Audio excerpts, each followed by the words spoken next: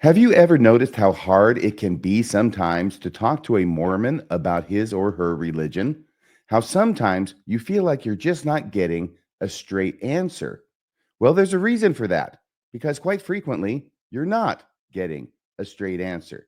Yes, we Mormons are lying to you about our religion, but we're not lying indiscriminately. We're lying to make our church look good. It's what we've been trained to do. So, coming up next on Radio Free Mormon, please join us for Mormonism Makes Liars of Us All.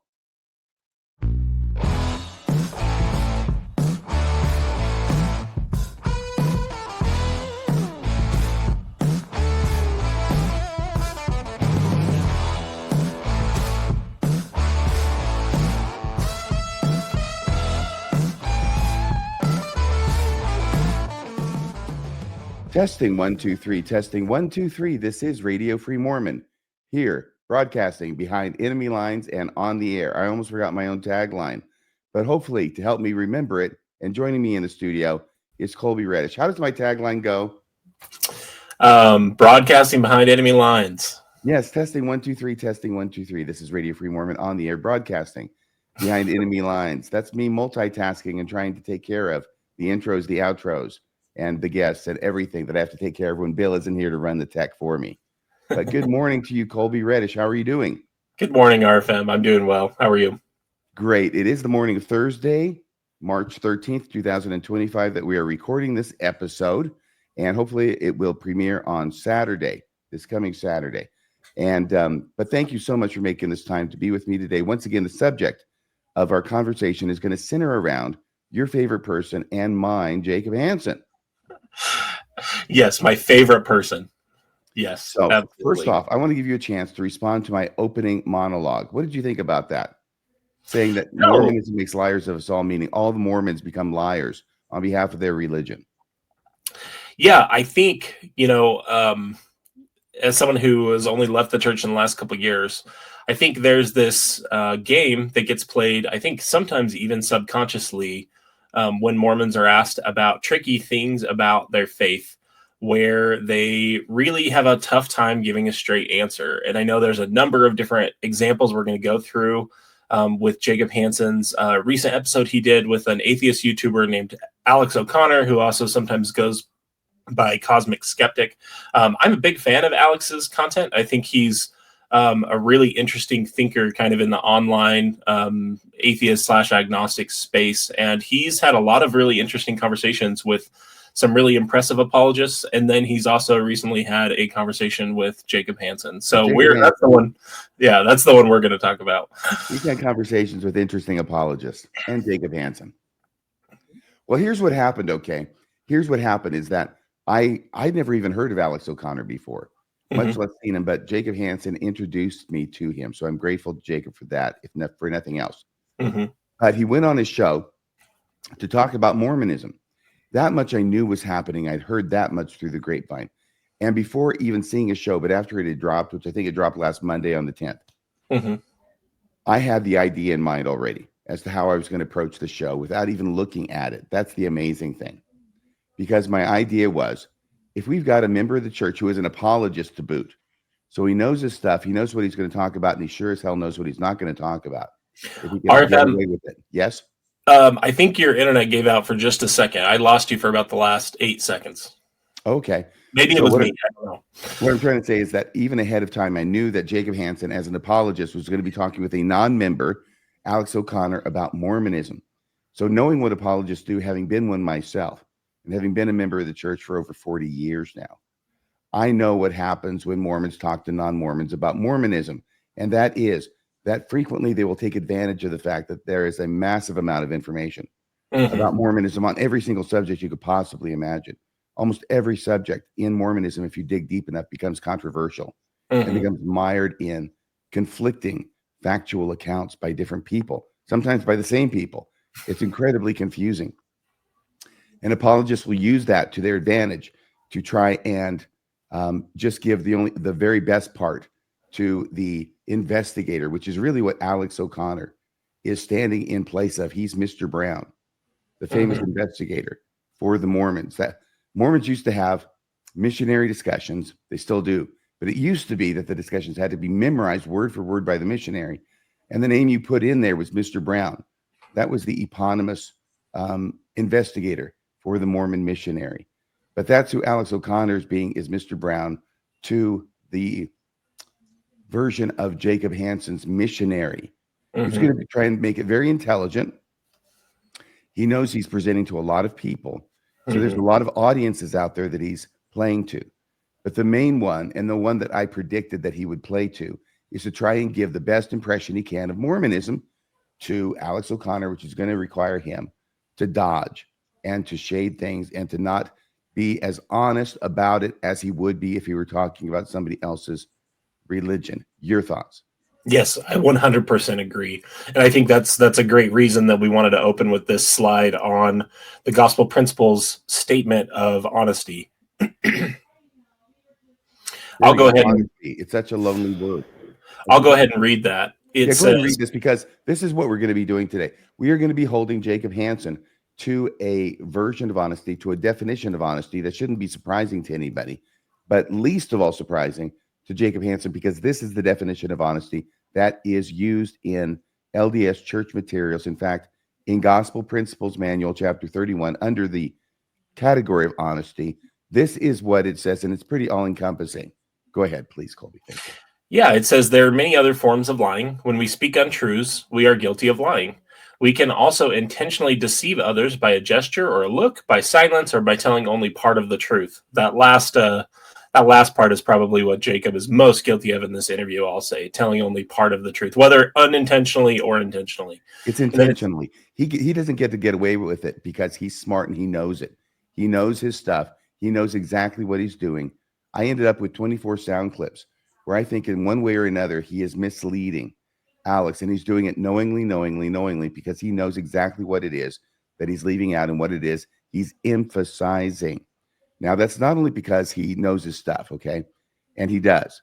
It's also because out of these 24 instances, and some of them may be stronger than others, but some of them are very strong, right? And I'll let you make your own decision about how you feel about each of them. But in each of these 24 instances, there is not one where the truth he tells makes the church look worse. It always makes the church look better. Yeah. So we know, statistically speaking, that of course he knows what he's doing, and he is trying to make the church look better. You cannot do handsprings and backflips around all the mines in this minefield of church history like he's doing without knowing where the mines are buried in the first place. Yeah, that's a really good point. This last sentence, I think, really drives that point home too. And it says, whenever we lead people in any way to believe something that is not true, we are not being honest. Right. And like I said, so that's a priority in Mormonism, is to tell the truth. But another priority in Mormonism is to make the church look good. And so, with some degree of regularity, when you're talking with non-members about the church, those two priorities will come into conflict.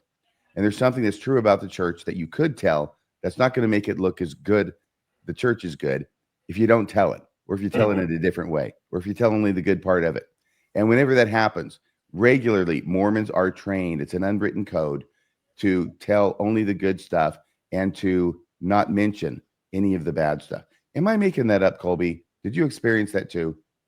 No, I definitely experienced that. I think the reason I was, even in reading that definition, trying to extend maybe a little bit more of an olive branch to Jacob is because the past version of me definitely didn't act honestly when I was representing Mormonism, but it was unintentional. So the classic example I can think of is so I served my mission in Tempe, Arizona, and my first investigator that got baptized was a former Jehovah's Witness. She was African-American. She was black. And she was a black lady, and she was fantastic. I loved her so much, but my companion and I just completely omitted teaching her about the priesthood and temple ban that continued on black members of the church until 1978. That was completely unintentional, but of course I knew about in the discussions. It's not in the discussions, and also as a white kid from Idaho that didn't really grow up in a super racially diverse place, it isn't something I was incredibly competent on thinking about, putting myself in other people's shoes and thinking, is this something that an investigator in her shoes would want to understand about the church she was joining? When I paused and thought about it, the answer was, of course, yes. And that's what I mean by it being unintentional, maybe in the past version of myself. But there were also times where I found myself a lot like Jacob, giving a plain answer to a question, and then realizing as I explained my answer that I was contradicting the plain answer I'd given. And I think we'll see a few examples of that with Jacob in these clips. Interesting. I'm just so proud of myself because I thought, without listening to this, that this is going to be a great example for having a study of sorts and looking for all the times that Jacob, as an active Mormon apologist, is going to be, just a little bit, maybe not fully forthcoming. Let's put it that way. To Alex O'Connor. And you and I, as seasoned members of the church, me, a former apologist, I know you know a lot about apologetics for the church, to be able to point that out for the members of the audience. So the tack I want to take on this is not to be digging in on Jacob Hansen. God knows we've done that enough, but to look at this more academically as a sort of study of how it is that Mormons interact with non-Mormons, and point it out along the way so you can see exactly how the game is played. Because I think he does a very good job of representing the average Mormon apologist in this. Yeah, the last little introductory thing I'd say, too, to kind of level set and set people's expectations, is Jacob, after he did his interview with Alex, and like you said, it released on Monday, he did a quick interview with Steve Pinecker, talking about how he really did his best. He kind of spoke deliberately to the ex-Mormon side of the equation and said, this was my best good faith effort to represent the church from my perspective, and I'm open to correction. And so part of, I think, what I want to bring to the table also is some of the corrections that I think I would offer Jacob on some things he said that are just flat out wrong. Okay. Those may be unintentional, but. And we'll certainly go into that. But I just wanted to say that the main thing we're talking about today, and I know you know this, but just for the folks at home, to let you know that the main thing we're looking at is, in what ways did Jacob Hansen use this opportunity to be less than fully forthcoming in his answers, and specifically in order to make Mormonism look better than it would if he were completely forthcoming with his answers. Right. And we can go into some of those comments, but that's why I wanted to make this episode, this review of that particular discussion between Jacob and Alex, be special in that it be centered on that issue.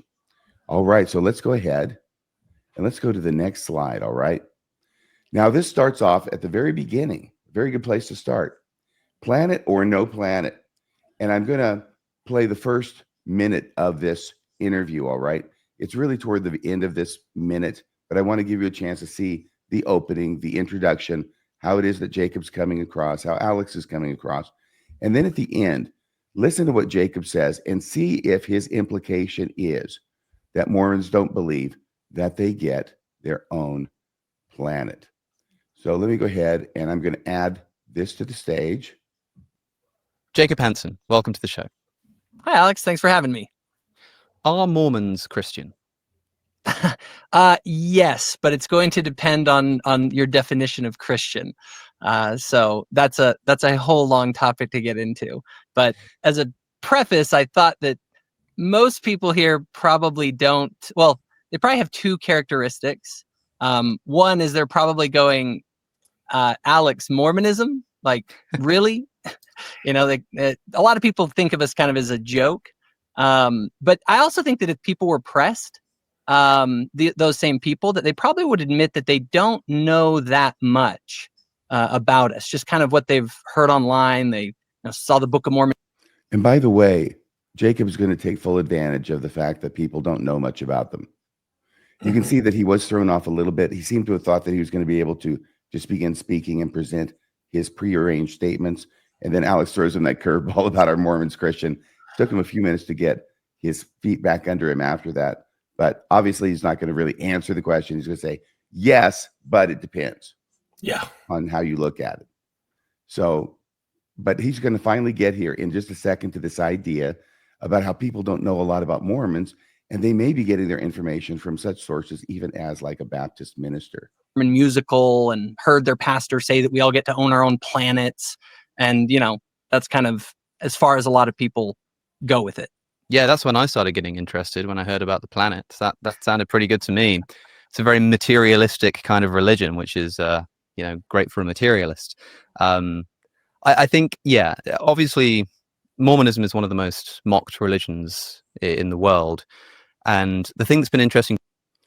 Now that ended up going over the mark, and I don't know exactly why, but you heard him say that. Okay. So here's my question for you. Jacob Hansen did not come out and say Mormons do not believe that they will get their own planet in the afterlife. Mhm. What he did do was he quoted some Baptist minister whom he's already identified as people not knowing a lot about Mormonism, and said it in a derogatory way, as if to give the impression that Mormons really don't believe that they'll get their own planet. How did you take that, Colby? No, that's exactly the way I took it. It was kind of offered in that scoffing tone that implies that it's, something people say about them that aren't necessarily true. We could talk about that, I think, in depth, but I think real simply, that may be an oversimplistic caricature of what Mormons believe, but it's also not what Mormons believe is the way I've said it before. Exactly. And so the whole thing is this, is that we know that if you go on to the question and answers, the frequently asked questions on the church's website for the news media, the non-Mormon news media, where they put out the questions and answers, and they've had this out for years. Do Mormons believe that they'll get their own planet? Answer, no. That's what's on the church's website, in contradiction to what I was taught growing up, what you were taught growing up in the church, what is still in official church manuals on the official church website, is that Mormons will get their own planet, and even planets, plural, in the afterlife, and that's part of exaltation and continuing to become like God. So here's the very first one. We're only 1 minute into the interview. This isn't prompted by anything that Alex has said. This is a preemptive deception on the part of Jacob to try and get out of the way the idea that Mormons believe that they'll have their own planet, even though he knows that that is the doctrine of the church. Yeah, All that's right, a very good point. Thank you. So that's number one. Number two, I've got them numbered. Fastest growing religion. Now, when I joined the church in 78, it was very common to say that Mormonism was the fastest growing religion in the world. Sometimes they say Christian religion, but we were actually growing at the time. Now it's harder to say that. So what Jacob is going to say here about Mormonism is that it's the fastest growing religion in the last 200 years. Whatever that means, he doesn't really say exactly what it means. It's obviously he can't say it now because Islam is by far, in a way, the fastest growing world religion in the world. Right now, I looked it up. It wasn't that hard. And I'm guessing that maybe Alex looked it up as well. So here we go. Let's go ahead and put this on the screen. I think you're taking kind of the right approach. Sort of a sociological curiosity about it. For example, there's some things that people may not realize. They don't realize that the Church of Jesus Christ of Latter-day Saints is arguably the fastest growing Christian group in the past 200 years. There are more Latter-day Saints right now in the world than there are Jews. Our growth rate in the first 200 years is about 10 times that of the Christian movement's first 200 years. Now that I'm interested in that because I know that Rodney Stark, famously, the sociologist of religion, posited that the growth rate was about the same. You're saying 10 times. I looked this up. They said that after about 200 years after the resurrection of Jesus Christ, that there were about between 1 to 2 million Christians. That's the research I've done. If people can find out that it's different, you can look that up. Sure. We have 17 million. Yeah, so at any rate, it's certainly the case that there's an impressive rate of growth compared to Christianity, even if you take... There we go. That one ended correctly, as it should have. So you can see here, what I see here is, for whatever reason, it's still important to at least this Mormon. It used to be important to all Mormons to talk about how fast the church was growing because that was a sign of its truthfulness when we compared it with the prophecy in Daniel chapter 2 of the stone cut out of the mountain without hands. And we knew that stuff back then. We talked about it all the time. It was actually a seminary scripture that we had to memorize back then. That's gone on the cutting room floor now. You don't have to remember Daniel chapter 2 as a seminary scripture because the church is not rolling forth like this mountain, this rock cut out of the mountain without hands to fill the whole earth and destroy all the other kingdoms, right? So that's the rest of the prophecy. So we've been playing that down. But for whatever reason, here comes Jacob, and he wants to resurrect this idea, but he's going to recast it in an idea of not the Mormon church is the fastest growing church today. It's the fastest growing religion in the past 200 years. So at some time in the past 200 years, it was the fastest growing religion. I'm not sure what the claim is he's making, but it's obvious to me why he's making it. What do you think, Colby? Yeah. The other thing I was struck by is when Alex kind of asks him how he's done the math to make that claim, right? He's comparing to early Christianity, 200 BC. The obvious question or the obvious problem with what he's observing is the world's population today is right around 8 billion, right? It hovers around 8 billion. The world's population in 200 BC was about 150 million. So if he's going to compare straight numbers, that's a really silly, can I say that? It's a really silly comparison. It's not. He's certainly not doing anything with the percentage of the world population that it represents, is he? Yeah, and I think there's a reason for that. So I guess really what my overall thought on the clip is when he starts out and says Mormonism is arguably the fastest growing Christian religion in the last 200 years. I think the word arguably there is doing quite the heavy lift. I would not say that it is. When Jacob Hansen says arguably, he usually means I can argue it, but I'll get my ass handed to me. Right. That's what I'm arguable. It's not true at all. He has no concern with whether it's being reasonably argued, just that it is being argued. By the way, to the extent that this is the way everything happened, because I know that they have to edit, I'm sure, over there at Alex O'Connor's website. But this is very early on. And this is the first time when all of a sudden I think that Jacob gets an indication that, damn it, Alex O'Connor knows more about Mormonism than I'd hoped he did, because he knows the name Rodney Stark, who was very famous in Mormon circles back in the 80s, making the prediction about the growth rate of Mormonism compared to other world religions, and that, by the end of this century, the 21st century, that Mormonism would be a world religion, and we'd be outstripping all the other religions, including, all of Christianity, Hinduism, Islam. We'd be outstripping them all. We'd have all the members. We'd have more members than any of those other religions, thus truly fulfilling the prophecy of Daniel. And everybody was so excited about that. Unfortunately, it did not happen. Right. And to your observation, that maybe it wasn't exactly what Jacob expected from Alex.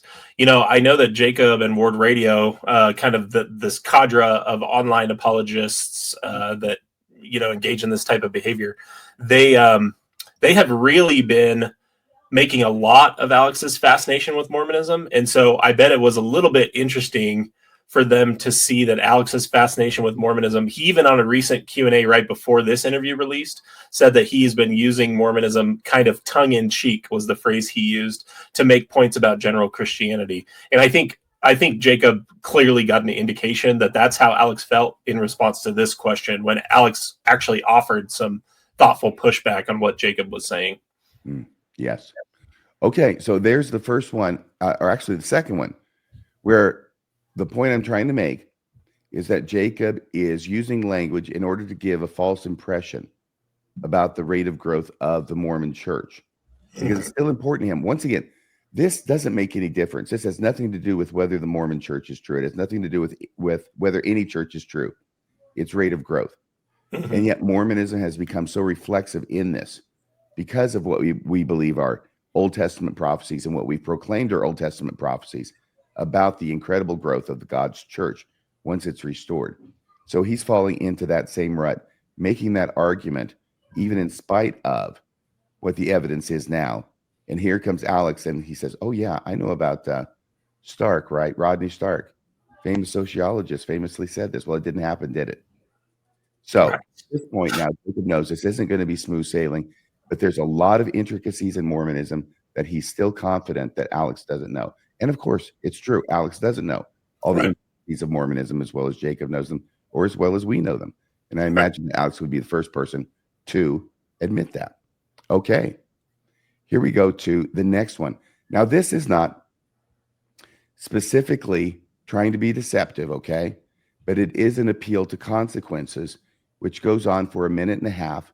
And by that, I mean, this is my newly learned logical fallacy. I learned it from you, Colby, and I'll let you explain what it means after we play the clip, okay? That you're saying the church is so good, or the organization is so good, or the political party is so good, it has good consequences, therefore it must be true. We usually don't talk about political parties as being true, so we'll keep it to religions, okay?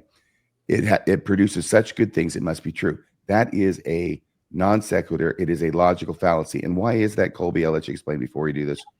Yeah, it's because things are fallacies if the argument does not relate to the truth of the actual claims. And so the reason that an appeal to consequences can be fallacious is because if you're arguing that a worldview or a set of beliefs is true because it produces good consequences, you run the risk of mistaking causation for just correlation. That's the reason that it's a fallacy. Very good. Very good. Thank you. So once again, he's going to be putting out all these like statistics, and a lot of these statistics are kind of questionable. They're massaged a lot, but they're massaged to make the Mormons look universally incredible and much better by comparison than members of any other religion, is how he's going to present it. But even if everything he said were true in this clip, it would not prove Mormonism to be true. Long here, but there's one other thing I wanted to point out just sociologically as an atheist looks at this. Like a lot of Christians will say, Jordan Peterson or others, like, they point out these really positive effects that Christianity has had on the world. And that's one of the reasons they grant it credibility. Well, people should ask the question, what is the social effect that this Mormonism has on people and the communities where they live? There's a renowned scholar, his name's Ram Khan, Kanan, I think is how you pronounce it, from the University of Pennsylvania. He did a study on Latter-day Saints. Wait a second. There's some kind of renowned scholar named Rom-Com. Have you heard of this Rom-Com scholar? Yeah, I think he was in that movie with Hugh Grant. Okay. Well, that's where he belongs. Okay, let's see more about this scholar. And on kind of their pro-social behavior. And a lot of times people, you notice in a lot of academic research, people couch their language. They're kind of careful in what they say.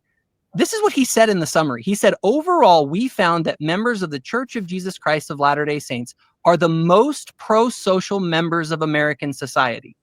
Regardless of where they live, they are very generous with their time and money. Through a theology of obedience and sacrifice and strong commitment to tithing and service, Latter-day Saints are model citizens. Now, I'm not here to say any of this proves that it's true. I'm just saying that from an atheist perspective, when you look at this, if religion is just useful fiction, well, what if Mormonism is wildly useful in the lives of people? Which it's not. I don't know what he thinks he's representing, but somebody who's been a Mormon as long as we have, we know that Mormonism is not wildly useful in terms of the good it brings into its members' life. I'm not saying it doesn't bring any good into members' lives, okay? But what I'm saying is it's not wildly useful, and it's not like the Lollipop Guild. All the Mormons are not around singing together, holding hands and singing Kumbaya around the campfire like Jacob would try to make Alex believe. Yeah, the other interesting thing about this clip is, I explained why this would be a fallacious appeal to consequences, to use the consequences to argue that Mormonism was true. And Jacob, you can see the difference between someone like Jacob. This is to your comments earlier about his sophistication in dealing with these topics. You can see the difference between someone like Jacob and someone like Austin Fife, where Jacob actually recognizes that this can't prove Mormonism true because he knows enough about critical thinking and logical fallacies that he gives that caveat at the end. Well, he certainly does after you ripped Austin Fife. I don't know if he knew about it before. Maybe he did. We can give him the benefit of that doubt. Yeah, maybe. But the other thing I'm struck by is if we're just talking about the utility of religious beliefs, you and I can improve on Mormonism in about 5 seconds by taking everything the Mormons believe, changing a few problematic things, and making the religion much better from a utilitarian perspective, just like that. Just like we could improve on the 10 Commandments by just adding "thou shalt not own other people as property," right? We could vastly improve upon the 10 Commandments by just making that one. Wash your hands with hot water and soap before every meal. We could add that one too. But yeah, this is just where it's so interesting to me from an epistemological standpoint, like this conversation that they had, because we'll see how Jacob shifts around between the criterions he's using to make his arguments, sometimes on the same very topic, throughout the rest of the conversation. But this is the one that's interesting to me in the sense that if we're just arguing about utility, you and I could produce a better belief system that would provide better utility than Mormonism in about 5 seconds. Right. And sometimes I wonder about the studies that he cites and the conclusions and what they mean, because Mormons are no more giving than anybody else in the community. In fact, they may be less so if you don't take into account tithing to the church and fast Right. offerings to the church, which is one of the reasons that Mormons don't have enough money generally to give to other people, because they're getting totally socked by the church with the tithing, which means a tenth, which apparently Alex didn't realize it actually meant a tenth. To Mormons, they have to pay a tenth of their income.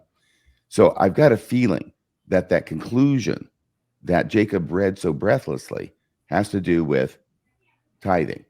That's why they're generous, because they pay a tithing to their church. Absolutely. Okay, now we get to this next one, which is about Mormonism and calling the church Mormon and Mormonism. There's two places where this happens. This is the least big offense, I think. But Alex is going to talk to Jacob about Mormonism, and they say, oh, is it okay if I call it Mormonism? And Jacob's going to say, yeah, fine, it's okay, no big deal. Now here he's talking about in terms of sociology and talking about Mormonism. Later on, he'll talk about being called a Mormon, and it's fine. And we'll get to that later. These are all chronologically time-stamped throughout this interview. So let's listen to this one and see what it is that Jacob has to say about the culture of things like apostasy within Mormonism. And I hope you don't mind if I use the word Mormonism. I know that the organization... Yeah, no, we're talking about it sociologically and stuff, so that's fine. It's sort of flipped back and forth, right? Like leaders of the church have sort of said it's okay to say Mormon, and then it's like, no, actually, it's not okay to say Mormon because we need to use the right terminology. So I'll try my best here. Okay. So it's fine to use Mormonism. It's okay. We're talking about sociology. Well, yeah, they're talking about philosophically and as a church. But here's the thing I want to ask is, first off, what are your comments? And second off, why is it that Jacob's being so not hardliner on this? Like the president of his church and the guy he believes is a prophet of God, Russell M. Nelson, is. Why is Jacob not reflecting his church's views on this to Alex? I mean, my just completely honest answer is because Alex has a lot of clout and Jacob wants to have a conversation with him, so he's going to play nice. I've literally seen Jacob do the hand-wringing over the use of the term Mormon and say things like, oh, I don't really care about Mormons. I care about Latter-day Saints. Use that type of right speak, like you have to speak in the right language before they'll even acknowledge your argument. But he's willing to drop that requirement for Alex. Maybe it's because Alex has a lot of clout. Maybe it's because Alex is an outsider, and so he applies different rules to like a never Mormon than he would to an ex-Mormon. But, I mean, I was a believer when Nelson came out with that, correction, you can call it, on the name of the church. Mm-hmm. I thought it was one of the weirdest hills to choose to die on, particularly for someone who served his mission on the tail end at the beginning, really, of the Mormon moment. My mission was 2009 to 2011. And so the entire time we were handing out I'm a Mormon pass-along cards. It's just such a weird hill to die on. And every time this comes up, I'd be remiss if I didn't mention the entire reason that Nelson gave for this name correction is because the name of the church was given by revelation. And I can't stress this enough. The revelation, the name of the church that's given in that revelation is not the name of the church today.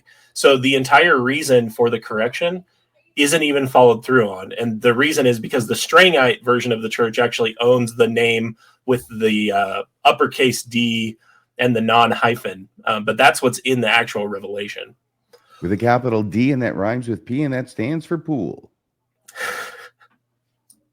I don't know that reference. Well, I'll explain it to you later. It's a musical reference, of course. Ah. The Music Man, in fact. So I'll explain it to you now.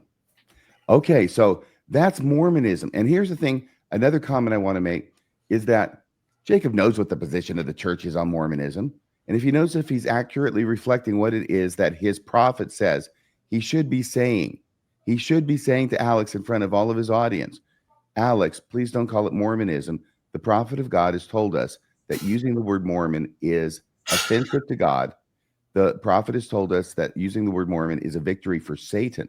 A major victory for Satan. A major, not just a minor victory for Satan. This is a major league victory for Satan, Alex. And I appreciate it out of respect for me and the Savior whom I worship and the prophet of God who walks on the earth today. If you would not refer to it as Mormonism, or me as a Mormon. That's what he would do if he were honestly representing the views of his church. Am I wrong? No, you're completely right. Okay, so why is there this disconnect? I'll leave this as a rhetorical question. Why is there a disconnect between what Jacob says and what he knows is true? Why is he trying to present the church in a better light? Well, I've already answered the question then. If he's trying to present the church in a better light, he knows the truth would put it in a worse light, and he doesn't want that to happen. Right? Yeah, probably because someone like Alex would think policing language to that level is weird, and he doesn't want to look weird in front of millions of people. Well, I'll bet not. But this is the psychology of what's going on, right? This is why Jacob feels compelled to be deceptive. This is why I have been deceptive in the past when I've been a faithful member and trying to represent my church to others in the most favorable way by leaving out the stuff that is true that I know is not going to go over so big. Remember, Right. The goal here is to get this person baptized. The goal for Jacob is not only to get Alex baptized, I mean, a dream come true, but hopefully to get somebody in his audience baptized as well as to watch his show, right? But we're all Mormons. We know what the prime directive is for non-members. And everybody who's not a member is a non-member. Everybody who's not a member is a de facto investigator. And so we have to put on a good example for them and talk to them about the church and hopefully get them to take the missionary discussions. Am I wrong?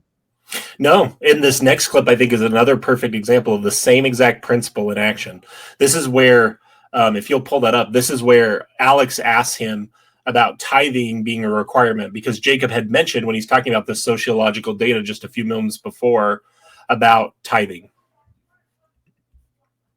Very good. I'm going to play this. Now, I know that this one has gotten a lot of attention, this particular clip.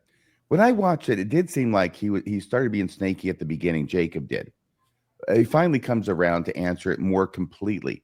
But notice what the first impulse is, right? It's always the first impulse. Make the church look good. Is tithing a requirement in Mormonism? Well, of course it's a requirement in Mormonism if you want to see your family again. If you want to see your family again in the eternities, tithing is required. You have to pay tithing.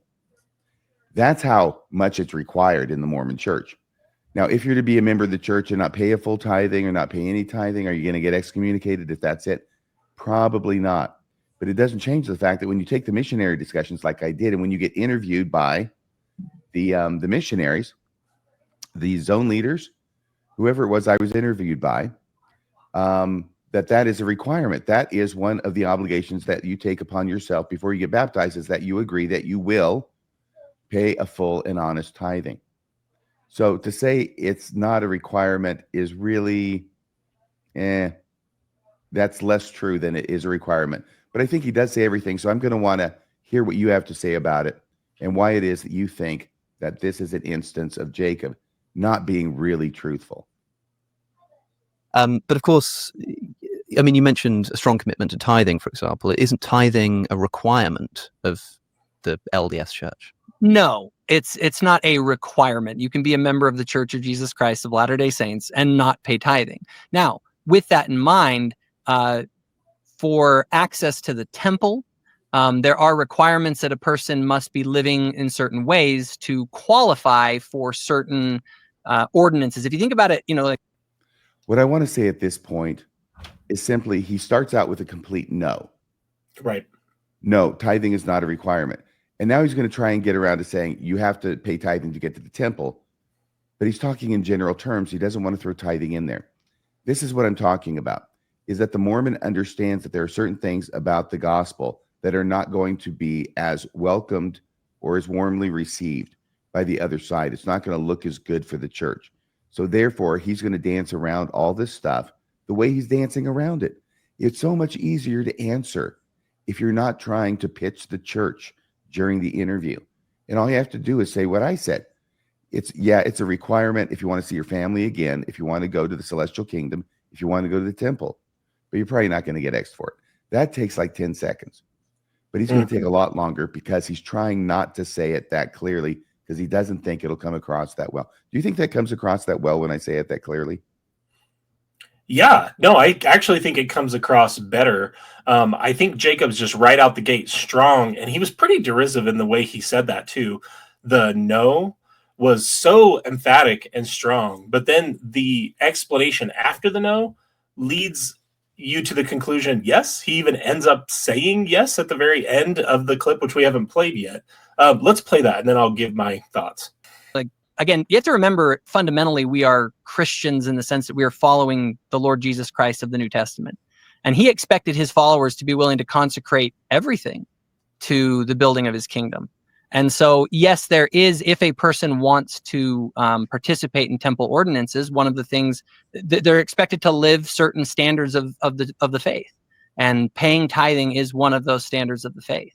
So, yes, it is in a sense, if a person wishes to be a full disciple of Jesus Christ, they should be willing to tithe, and that is a Mormon thing. That's a Christian thing. Yeah. What? And right there is where he's asking, what do they pay? And he's going to find out, Alex, is that it actually means a tithe, a tenth. So what do you think here of what Jacob has to say? He finally gets around to it, but you're right, like that church essay or that church FAQ about, do Mormons believe they'll get their own planets? No. And then it goes on to sort of give some gobbledygook that doesn't really change the answer. I think that Jacob's gobbledygook kind of changed the answer. What do you think? I agree. I agree. And I think the answer to the question, is tithing a requirement? I think Alex, if he was a little bit more acquainted with Mormonism, right, he would have asked it, isn't tithing a commandment? Because I think if he had asked it with that phraseology, the answer would have just been a plain yes. I think even Jacob would have just plainly said yes. But what I wanted to do... It is a commandment. It's one of the commandments that we teach to investigators in the last missionary discussion before they get baptized. Yeah, and I just wanted to read the paragraph from that. So there's a section in Preach My Gospel that says, keep the law of tithing. And it says, a great privilege of membership in the church is the opportunity to pay tithing. As we tithe, we help further God's work and bless his children. The law of tithing has origins in Old Testament times. For example, the prophet Abraham paid tithes of all that he possessed. And then you highlighted correctly that it is in the baptismal interviews. So when I was a leader on my mission, I interviewed people for baptism, and I very much remember asking them about the commandments that they'd learned and asking them if they were willing to obey those commandments. And one of those commandments is the law of tithing. You have them explain it and what they understand about it. I then also pulled this quote from a 2005 conference address from Lynn G. Robbins. The title of the talk kind of speaks for the point of the talk, but I also had this quote I wanted to read. But he says, tithing, a commandment even for the destitute. And he says at one point during this discussion in his general conference address, no bishop, no missionary should ever hesitate or lack the faith to teach the law of tithing to the poor. The sentiment of they can't afford to needs to be replaced with they can't afford not to. And so it's interesting. I asked ChatGPT actually if an apologist was arguing somehow that there's a difference between a religious commandment and the word requirement, what logical fallacy that individual would be engaged in. And it basically said that the individual would be using equivocation, hiding in the inherent vagueness of language, and semantical manipulation in making that argument after feeding it in what the church actually says. So the real answer is tithing a requirement? The answer is yes. And so for me, the most interesting part of this clip is I wish Jacob would use a little bit of introspection and wonder, why was my immediate out the gate instinctual answer no, when I know the answer to the question? And to his credit, he explained in doing it. He didn't just leave it at the no. Why did I have to explain why the answer is yes in 4 or 5 sentences? But I started with the answer being no. That I think is a really interesting moment for introspection, that as I look back at times in my life as a believing member and the way that I unintentionally misrepresented the faith, Jacob's example looks a lot like the past examples I remember from my life. Yes, he doesn't start off with yes and then work his way around saying, well, not necessarily in all cases. He starts off with an unequivocal no, then works his way around to saying, yeah, you do. If you want to go to the temple, receive the highest ordinances, and live forever with God, Jesus, and your family. Okay, so here we go. Here's the next one. By the way, this next clip is the second one having to do with actually being okay to call the members Mormons. So he's going to go beyond Mormonism to actually the Mormons. And apparently, Jacob is just peachy keen with this. Could think that I'm going to happen, even though I don't believe in any of this, and I suppose that would encompass LDS members. Do you say LDS members, or do you call yourself like LDSs, like Latter-day Saints? So LDSs. I'll just say LDS, or I'll say Latter-day Saints, or members of the Church of Jesus Christ, Latter-day Saints. Alex, if you call me a Mormon or you call us Mormons, I'm not gonna I'm fine. Don't worry about it. It's probably not the most offensive thing that someone said about you on the internet. So, oh no, yeah, give me some grace. What are you talking about, Jacob? If he calls you a Mormon, it's fine. You're okay if your Savior gets offended by Alex calling you a Mormon. You're okay if Satan scores a major victory by Alex calling you a Mormon. Why are you doing this? You're not representing the truth of the teachings of the church that you claim to represent. You're trying to give a better version of it. And here's the other part of that. By the very fact he's trying to give a better version, which is not entirely accurate, he is tacitly admitting that he recognized the reality of Mormonism is not going to be palatable. Yeah. And I think, if Jacob were being consistent now, he should never, ever again hold any ex-Mormon or anyone else to task for use of the term Mormon. If he's willing to bend the rules for Alex, because it's not that big a deal, because frankly, even as a believer, I agreed with him. I thought it was the weirdest hill to choose to die on Nelson's part, but then don't criticize other people for use of that term anymore if that's going to be your standard, because I have seen that before. So, but the other thing is, if he is there as a representative of Mormonism to discuss with a guy who really doesn't know a lot about it, obviously he got some help because he knows about some things, right? Which I wouldn't expect him to know about otherwise. He did some research, right? Alex did. But when you're there representing Mormonism like Jacob is, you should be representing the church that you're claiming to represent and not a different church, which is what he's doing. He's representing the apologist church as if it is the real church, and it's not. And this is a classic case of that. Yeah, that's a wonderful point, RFM. You're right. You're right about that. Can you imagine him getting into explaining that whole debacle with Alex? Like, can you imagine to an outsider how crazy that whole thing sounds? Like, yeah, we ran a multi-billion-dollar ad campaign as a church about 10 years before, but then the prophet afterwards decided that we're not going to use that term anymore, and that it's a major. Like, can you imagine just a discussion on that with an outsider? It looks insane. Like, it looks so crazy. It does look crazy. And obviously Jacob understands that and agrees with it. That's the thing, right? He knows it looks bad. That's why he's not saying it. He's saying something different that the church doesn't actually teach. So he doesn't look bad. So he doesn't make the church look bad. Yeah. And it's a weird thing when you've got what you believe is God's one and only true church restored to the earth, and you have to lie about what it actually teaches so it doesn't look bad. You would think that you would be saying everything about what it teaches so that it would look good because the truth would be appealing to people. But what we see, and this happens time and time again in so many interactions between Mormons and non-Mormons, even if the non-Mormon doesn't know it, the Mormon knows, okay? The Mormon knows what the Mormon is doing, and they are shaping things. They are slanting things. They're telling you certain things and not telling you others. And this is to the degree that the Mormon is aware of the history enough to hide it, right? And they have repeating the they have a built-in. I'm so sorry. It's okay. Go ahead. I was just going to say they have a. As opposed to just repeating the correlated version he's heard from church and Sunday school. Go ahead. And I was going to say they have a built-in scriptural justification for this behavior, which is the idea of milk before meat, right? Like that's before swine, baby. Yeah, that's the way they sell themselves. The idea that they're not being dishonest is that in the scriptures it deals with not casting pearls before swine or milk before meat. So they have these justifications for dishonestly representing the reality of what the church is and the church's claims. Right.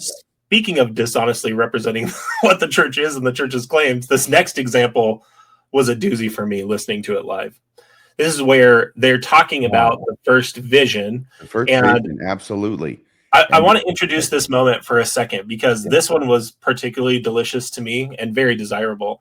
It was because Jacob does his kind of missionary shtick of reading the first vision account. He doesn't have it memorized, I notice. I still do, I bet.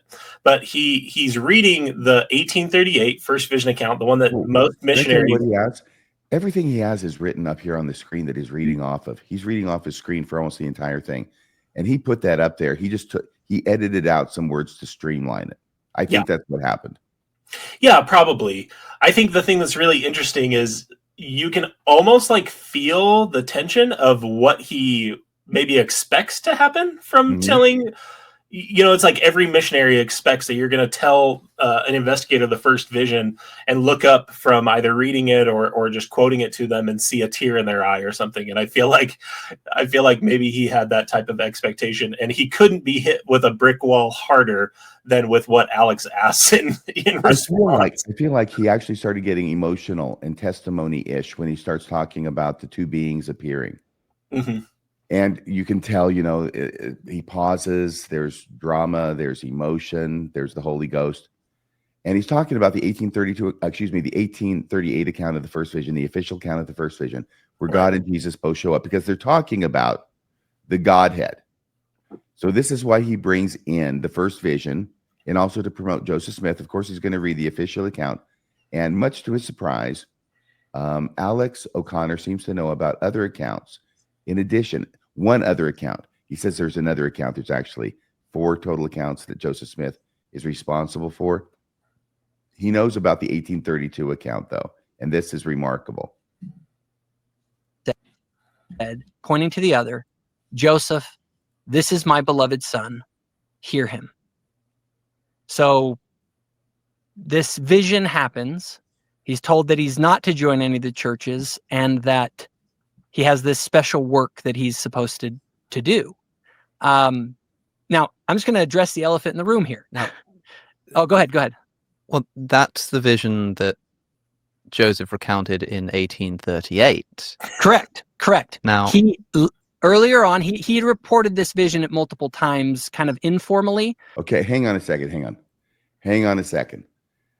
Dang, he's not supposed to know about 1832. What you're watching in real time here is an apologist trying to put one over and only talk about the 1838 account of the first vision. But now he knows about the 1832. So, okay, plan B. Now that you know about the 1832 account of the first vision, which I was not going to tell you, and I'm heartily disappointed that you actually know about it, I'm forced to go to plan B and start talking about my dumbass apologetics on the first vision accounts and say that, oh, well, this is the formal account in 1838, and this is an informal account in 1832, as if that means it's okay for Joseph Smith to be lying just because it's an informal account. He goes on.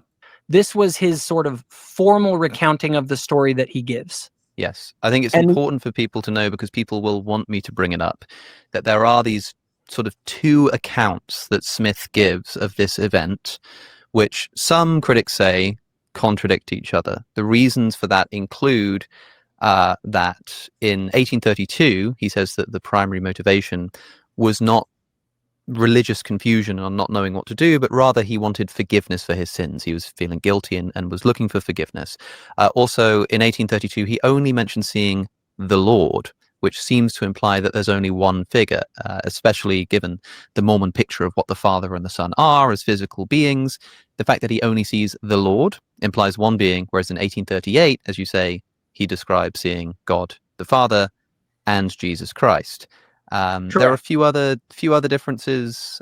Just as a point of clarity on this, in different contexts, Joseph is sort of giving this story. In fact, his 1838 account says, "Look, I know that there's been different people have different ideas about, the sort of gossips about what my story is. So I'm just going to lay it out for you guys officially." Okay, hang on a second here. This is a bit of a long clip, so I'm breaking in a few times. This is hysterical, okay? So he's saying that the 1838 account, Joseph Smith is saying there's some stories out there about how I saw this first vision and they're wrong, so I'm going to clarify it. Why should Joseph Smith have to clarify his own statement that he wrote down in his own handwriting 6 years before? It's only 6 years earlier that he writes it down. He just sees the Lord, right? He just sees Jesus. He only mentions seeing one being, okay? And that being is Jesus Christ. And now 6 years later, he's saying, no, I saw two individuals. No wonder Jacob doesn't want anybody, especially Alex O'Connor, especially on this podcast with a huge audience that Alex O'Connor has, to know about the 1832 account and to be examining me about the details in the 1832 account. What did you see going on here, Colby? Yeah, so I noted that he says that the 1832 account is an informal telling. Now because there's the four primary accounts of the first vision from Joseph Smith or attributable to Joseph Smith, and then there's 5 plus second-hand accounts or third-hand accounts, right? Now, while his description of an informal telling or a much more casual recounting could probably apply to some of the second-hand accounts, in a second, I'm going to actually show the 1832 account and talk about it in more detail, because quite frankly, what Jacob's talking about here is complete nonsense. That does not match what the documents actually are and what they say. Jacob has an idea for how the show is going to go. And he is when you watch the whole thing, and I would encourage you to, I think it's like 2 hours and 20 minutes long. He's very aggressive. He wants to occupy the time. He wants to occupy the space. He's continually interrupting and talking over Alex because he wants to be in charge. Jacob wants to be in charge of the narrative. Right. And here he is being put back on his heels as he's not in charge of the narrative now because Alex knows something about Mormonism that Jacob did not mention to him and didn't actually want him to know. So there's a little bit more of this clip. I'll play the rest. Perfect. Now, also, I do believe that Joseph initially interpreted his vision as sort of a born-again experience. If you look at the history, Joseph was in that culture where people were seeking forgiveness of their sins. And I do think that he had both on his mind. The reason that Joseph was concerned about religion. Can I ask something? We hear this kind of gobbledygook so often. What is this crap about Joseph Smith interpreting his experience as a born-again experience in the 1832 account? Obviously, he's only talking about wanting forgiveness for his sins. Obviously, he says that he had already concluded from his study of the Bible before going to pray that all of Christianity was in a state of apostasy. It's not what he goes out and asks, as in the 1838 account. His entire raison d'etre for going to the Grove in the 1838 account was to find out which church is true. And then God tells him in the later account that all of Christianity, all the churches are in a state of apostasy. It's not something that Joseph Smith has found out from his own studies before going to the Grove, as in the 1832 account. But what is this crap about his interpretation of the account? God, however many of them, came down and they looked a certain way and they said some words, all right? It's not about the interpretation. I think that's BS. It's about a different story that Joseph Smith is telling about something that he alleges happened to him personally, and in such a way that we start wondering, or at least I do, does this sound like a guy recounting the same event to different people? To me, it sounds like it's obviously supposed to be the same event, but the details are so obviously different and out of order that it looks like he's not telling the same story.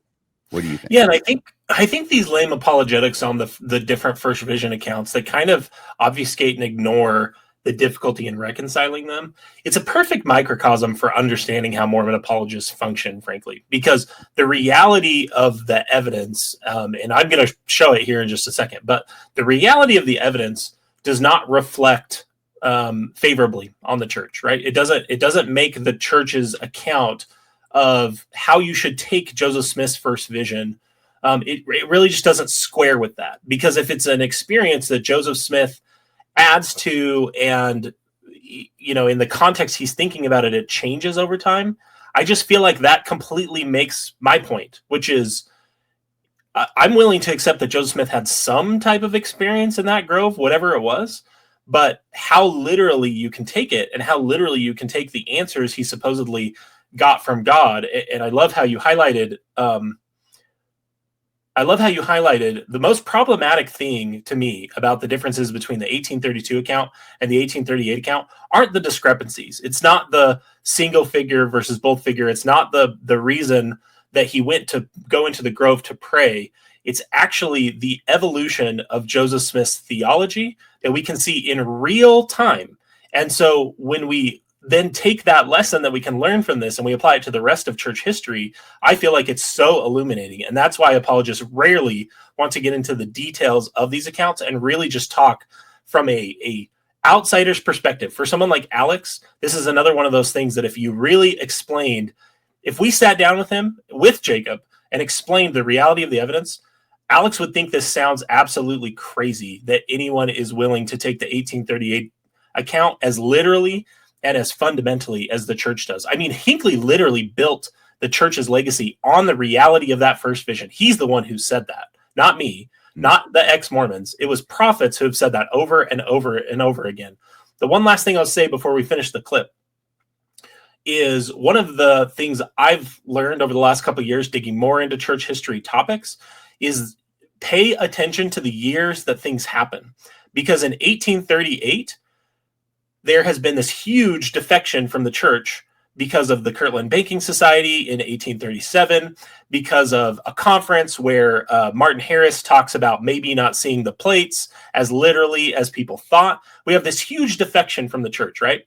And so in 1838, what does Joseph need to do? If we're entertaining this hypothesis that Joseph Smith is a fraud, pious or not, he needs to consolidate power in him, and he needs to distance that power from other people who have become leaders in the church and from problems with the Book of Mormon. And so what do we see?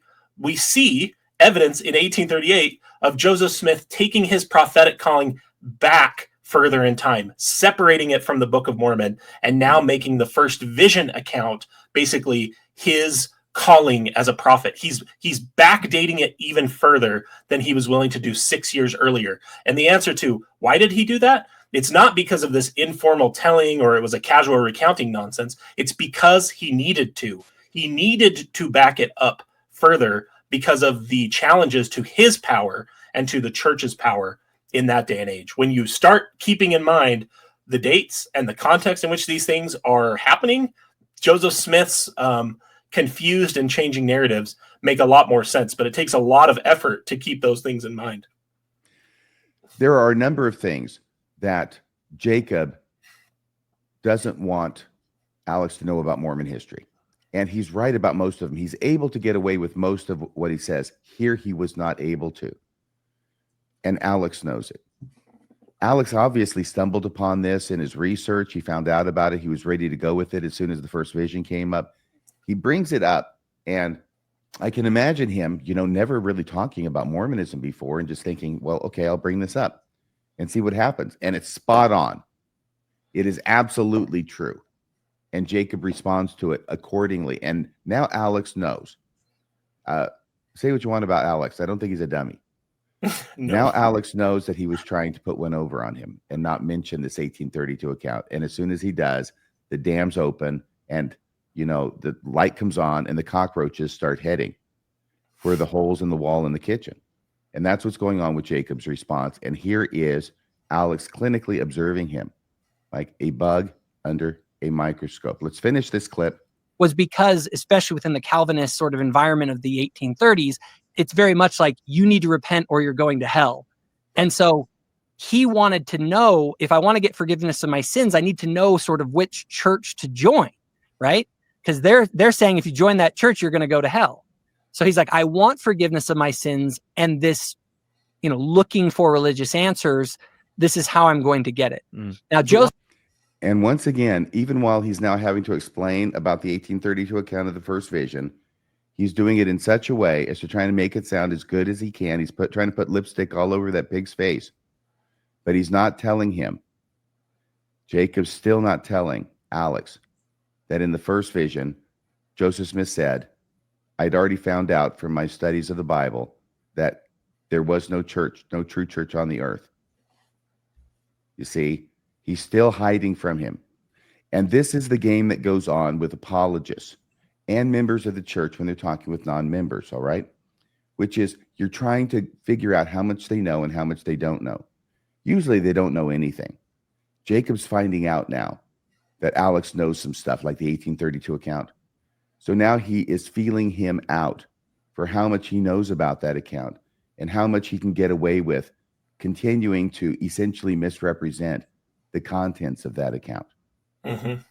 Just about 30 seconds more, then we'll get your final thoughts on this clip. Okay, Colby? Great. Why do you think he wouldn't mention the one figure versus two? I mean, the biggest problem for people, I think, is that in the original recounting, he says he saw the Lord, which again would kind of make sense if at the time, he's obviously not a Mormon yet.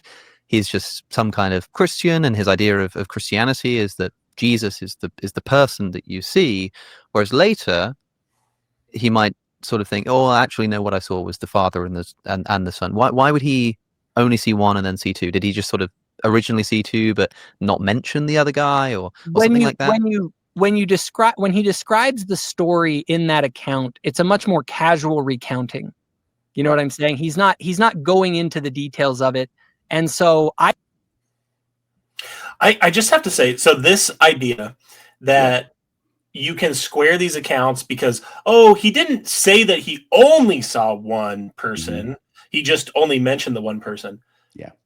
That is the biggest line of bullshit that no one is ever going to buy. Because think about the extent of what they're arguing, or the implications of what they're arguing. They are arguing that an appearance of the all-powerful creator of the universe becomes a footnote in an account because Joseph Smith's context in which he asked it doesn't require him to report that God appeared to him in addition to the Lord Jesus Christ. Like, no one who isn't conditioned to believe that, who doesn't already believe, is ever going to believe that explanation. It just reeks of desperate expediency to even make that argument. If you had any other thoughts on that clip, go ahead. And then I just wanted to show the actual account and talk about it. I did. And there's still a little bit more time in this, I believe. Did you? Oh, no, I think did it stop on its own? It stopped on its own. I think it's okay, because I was about ready to stop it anyway, so that's fine. But this is what it means. Okay, none of these other 1832 accounts specifically. Oh, it didn't go into detail.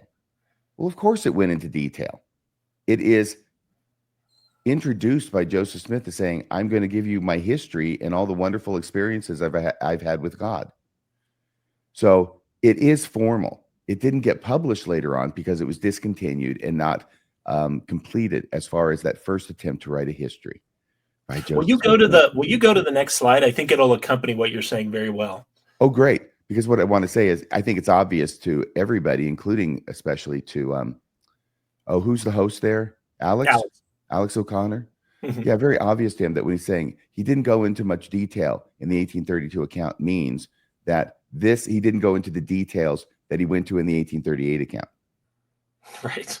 He didn't go into detail. If he'd gone into detail, it would have matched the 1838 account exactly, which is a faith-based proposition. Mm-hmm. And it wouldn't have the absolute contradictions in it that we've seen that it has, especially about why he went to pray and what the response was. Okay, let's go to this next slide and see what it says. Yeah, so this is that 1832 account. So I really just wanted to point out, Jacob says this is an informal account. I wanted people to be able to see it. Everything you've said, I completely agree with. But this is the way that 1832 account comes about. It is in the first recorded history of the church that Joseph Smith commissioned. And this is actually the only version, the 1832 account, is the only version of the first vision that is in Joseph Smith's handwriting, as well as there's Frederick G. Williams' handwriting in this history of the church. This is how it begins. So remember what Jacob said. This was an informal recounting. This was more casual. This is how it actually starts. This is the reality of the evidence.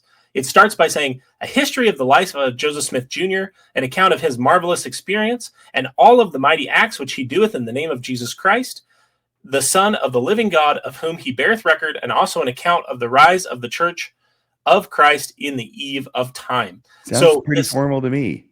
Yeah, this notion that this is an informal account is about the most ridiculous lie I think you could tell about this. This is a highly formalized account. And if we go to the next slide, and Jacob knows this. He knows what the prologue is to the 1832 account. He's banking on, Alex may know about the 1832 account, but I'll bet he doesn't know it this well. Yeah, and the interesting thing about the actual portion of the first vision account, which I have on the left-hand side of the screen from the 1832 account, and then I have the same kind of material from the 1838 account, is the 1832 account is in that portion of this history is in Joseph Smith's handwriting.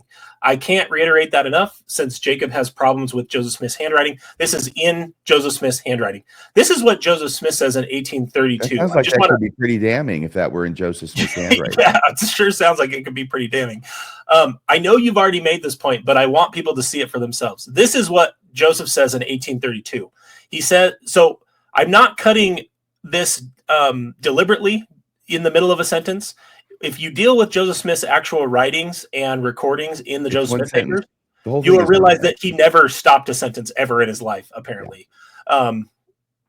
I almost cracked a really dark gallows humor joke, but I'll just go ahead and read this. It says that Joseph wrote, "By searching the scriptures, I found that mankind did not come unto the Lord, but that they had apostatized from the true and living faith, and there was no society or denomination that built upon the gospel of Jesus Christ, as recorded in the New Testament. I felt to mourn for my own sins and for the sins of the world. Wherefore I cried unto the Lord, to whom I could go and obtain mercy, and the Lord heard me my cry in the wilderness." I'm only going to read from the 1838 account just the relevant portion, which is when Joseph Smith sees the two personages, he then puts into this parenthetical, "Hey, I remembered the reason I was here, which was to ask them which church was true." And he puts into the 1838 account, "For at this time it had never entered into my heart that all were wrong." And we know the answer that Christ gives, that all the creeds were an abomination in his sight, all the professors were corrupt. But here, to me, is the biggest thing people need to understand about the differences between the 1832 and the 1838 account. What we see very clearly is that Joseph Smith, what he wrote in his own handwriting in the 1832 account, a conclusion that he came to by studying the scriptures and understanding Christianity, he then puts into the very mouth of God in the 1838 account. I want to reiterate that. We see a pattern of Joseph Smith taking his own thoughts and beliefs and putting them into the mouth of God. So when people like Jacob want to understand, or if they ever want to understand, the ex-Mormon perspective on why we can't believe the 1838 account, why we can't believe other revelations Joseph claimed, it's because I have this piece of evidence right here that within 6 years, Joseph Smith is going to take one formalized account where he takes his opinion, codifies it, puts it down, that's for Cardinals, codifies it, puts it down into a book formally in his handwriting, and then 6 years later, puts that same opinion into the mouth of God. That is more significant to me than the disagreement between how many figures were there or the reason he went to pray. It's this right here that you can see Joseph Smith putting his opinion into the mouth of God. I don't know how you ignore that evidence. Yeah, it's a great line of evidence, I think, and you presented it masterfully. So let's go to the next one now, okay? I think we're ready to go to the next clip, and this clip has to do with, let's see if I can find it. This follows on right from the last clip where there it is. This is one of Jacob's basically explanations for why the problems between the two accounts aren't really a problem. He's going to offer this evidence that the Book of Mormon is more consistent with Joseph's 1838 account. Right. So here's the idea, right? We got the 1838 account. That's the official version. That's two beings, God and Jesus. You got the 1832 account, which only speaks of seeing one being, Jesus, right, and not God. So, of course, Alex says, well, this kind of looks like his theology is advancing, it's developing, and we see that in other things. So that makes sense, right? And now he's going to counter. Jacob's going to counter and say, oh, no, the Book of Mormon, it distinguishes between the Father and the Son, too. So, in other words, you got the Father and the Son showing up to everybody in the Book of Mormon as two separate beings, just like they showed up to Joseph Smith in 1838. So this isn't Joseph Smith's theology changing because he produces the Book of Mormon in 1829, which is 3 years before the 1832 first vision account, which mentions seeing only one. But in order to do that, he's going to have to misrepresent the hell out of the Book of Mormon. But the good news is that he's banking on the fact that Alex doesn't know the Book of Mormon as well as Jacob does. And he'll win this particular bet. I've never really found that to be a big of an issue, even before 1832. Like if you read the Book of Mormon and you have the theory that he's just making this up, the Book of Mormon distinguishes between the Father and Son. It doesn't have, so this notion of them being separate is very, very early in the Restoration. And so the fact that he mentions that in 1832 is not, again, it's a much more casual conversation. Right. The casual conversation that is the history of the church as it's introduced in the 1832 account. He says the Book of Mormon distinguishes between the Father and the Son. Once again, he's taking an apologetic point of view and trying to represent it. Not trying to. He's outright representing to Alex as if this is the church's position. And if this is really what the Book of Mormon actually represents, when it's not. And here's one example, okay? Here's perhaps a major example. Book of Mormon, Mosiah 15, our hero, Abinadi. Abinadi, we know all about Abinadi in Mormonism, but we don't usually hear this part of his sermon to King Noah and his wicked priests quoted, because he talks about God and Jesus. And he says, and now Abinadi said unto them, I would that you should understand that God himself shall come down among the children of men and shall redeem his people. God himself is Jesus in the Book of Mormon. And because he dwelleth in flesh, he shall be called the Son of God. So this is God, comes down and dwells in flesh. That's why he's called the Son of God. Same being, different name. That's why. And having subjected the flesh to the will of the Father, being the Father and the Son, he's both. The Father because he was conceived by the power of God, and the Son because of the flesh, thus becoming the Father and Son, and they are one God, yea, the very eternal Father of heaven and of earth.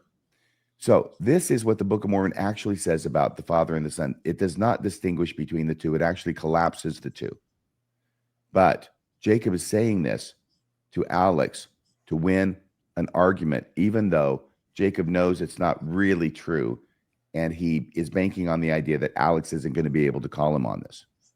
Yeah, he's also ignoring that between the original edition of the Book of Mormon in 1830 and the 1837 edition of the Book of Mormon, there are various points where phrases like the son of, there are 3 verses in 1 Nephi 11 where the phrase the son of is added in front of God to more delineate between the Father and the Son. So the language you just provided from Mosiah 15 is in the Book of Mormon today and confuses Mormons all of the time. I remember as a missionary coming across that passage, and I probably read it hundreds of times, trying to make sense. Drive you crazy?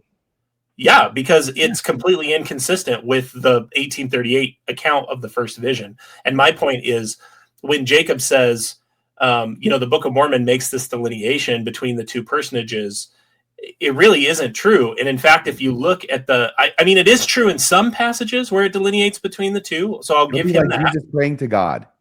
You have Jesus like praying the same kind of stuff that Mormons look at in the New Testament to prove that they're different, even though millions of people who believe in the New Testament also believe in the Trinity.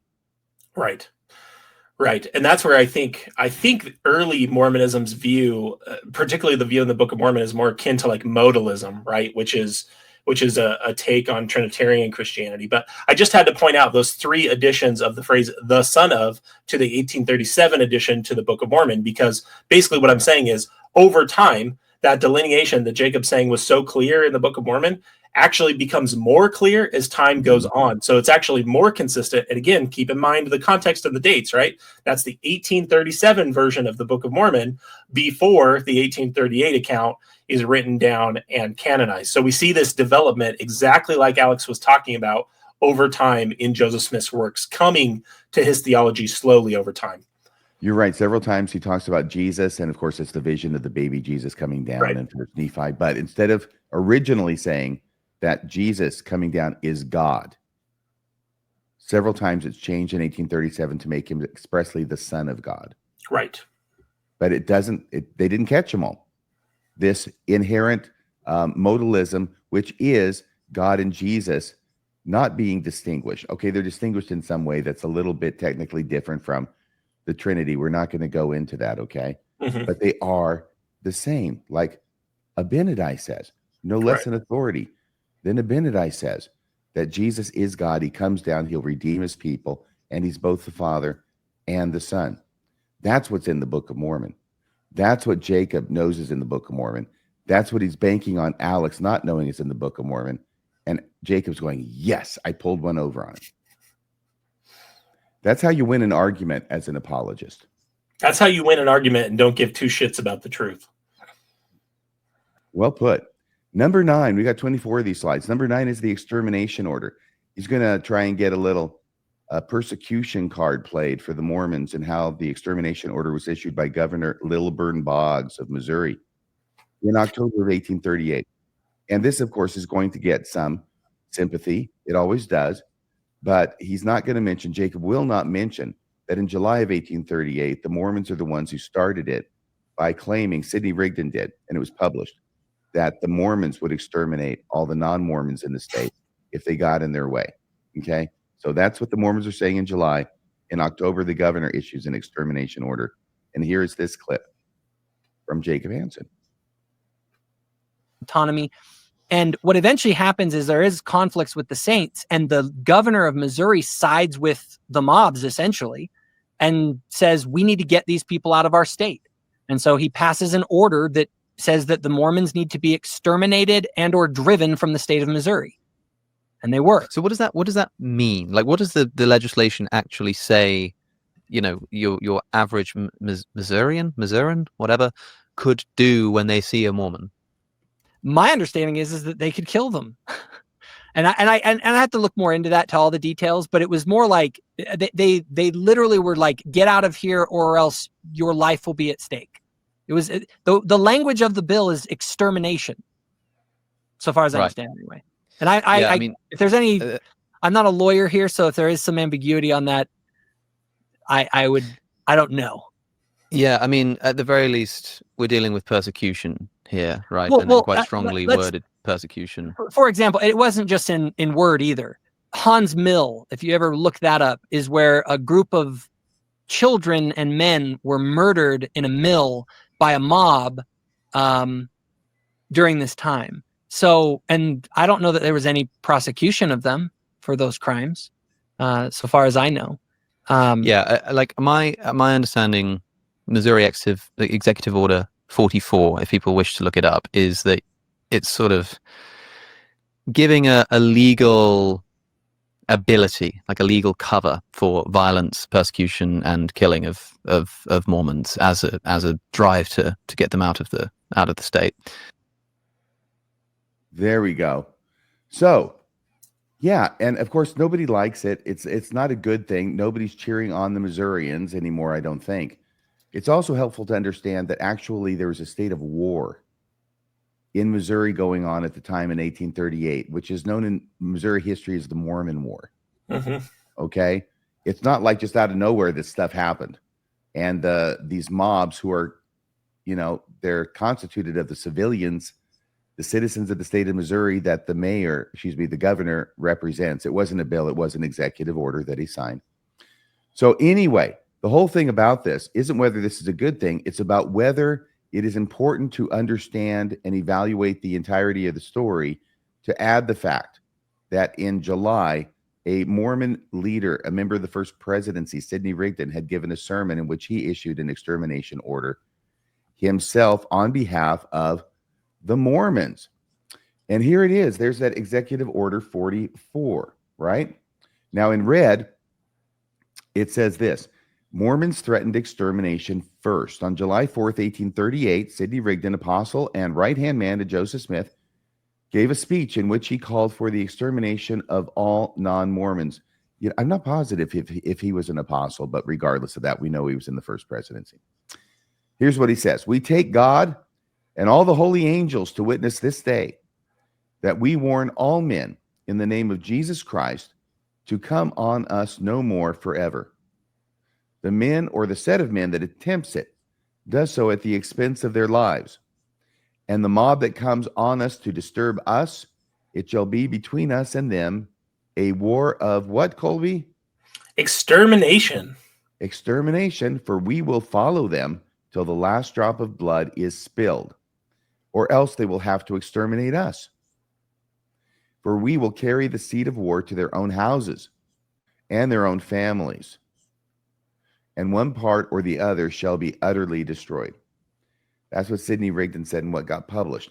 Now, he didn't come up with this out of a clear blue sky either. Obviously, there had been a lot of conflicts, a lot of tension going on leading up to this.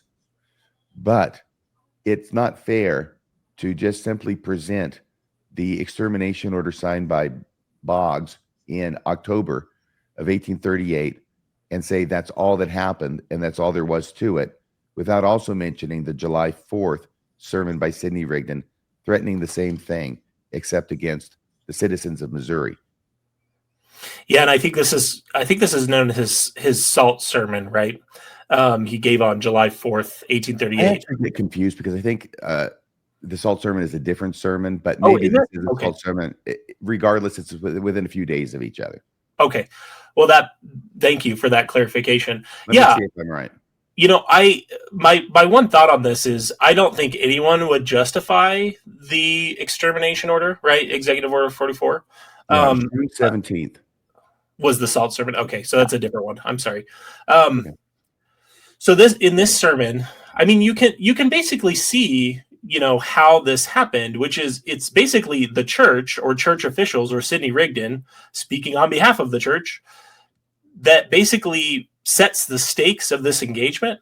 And then there's a way, I think, of seeing this that Governor Boggs is just following through on what the church has said. Because remember, the people that Sidney Rigdon is speaking against here, these mobs, they're really the law. They're really the people of Missouri and the law. So that is where so much of this early Mormon history and the persecution narrative in particular, it's really important to think about how, you know, one man's persecutor is another man's law enforcement officer, right? It's all about the perspective you bring to the table. So I don't think by adding these details, we're in any way justifying the extermination order. I don't think anyone would. I don't think anyone would justify the things, the horrors and abuses that the saints suffered leaving Missouri. You're still muted, so I'm just going to keep talking. God damn it.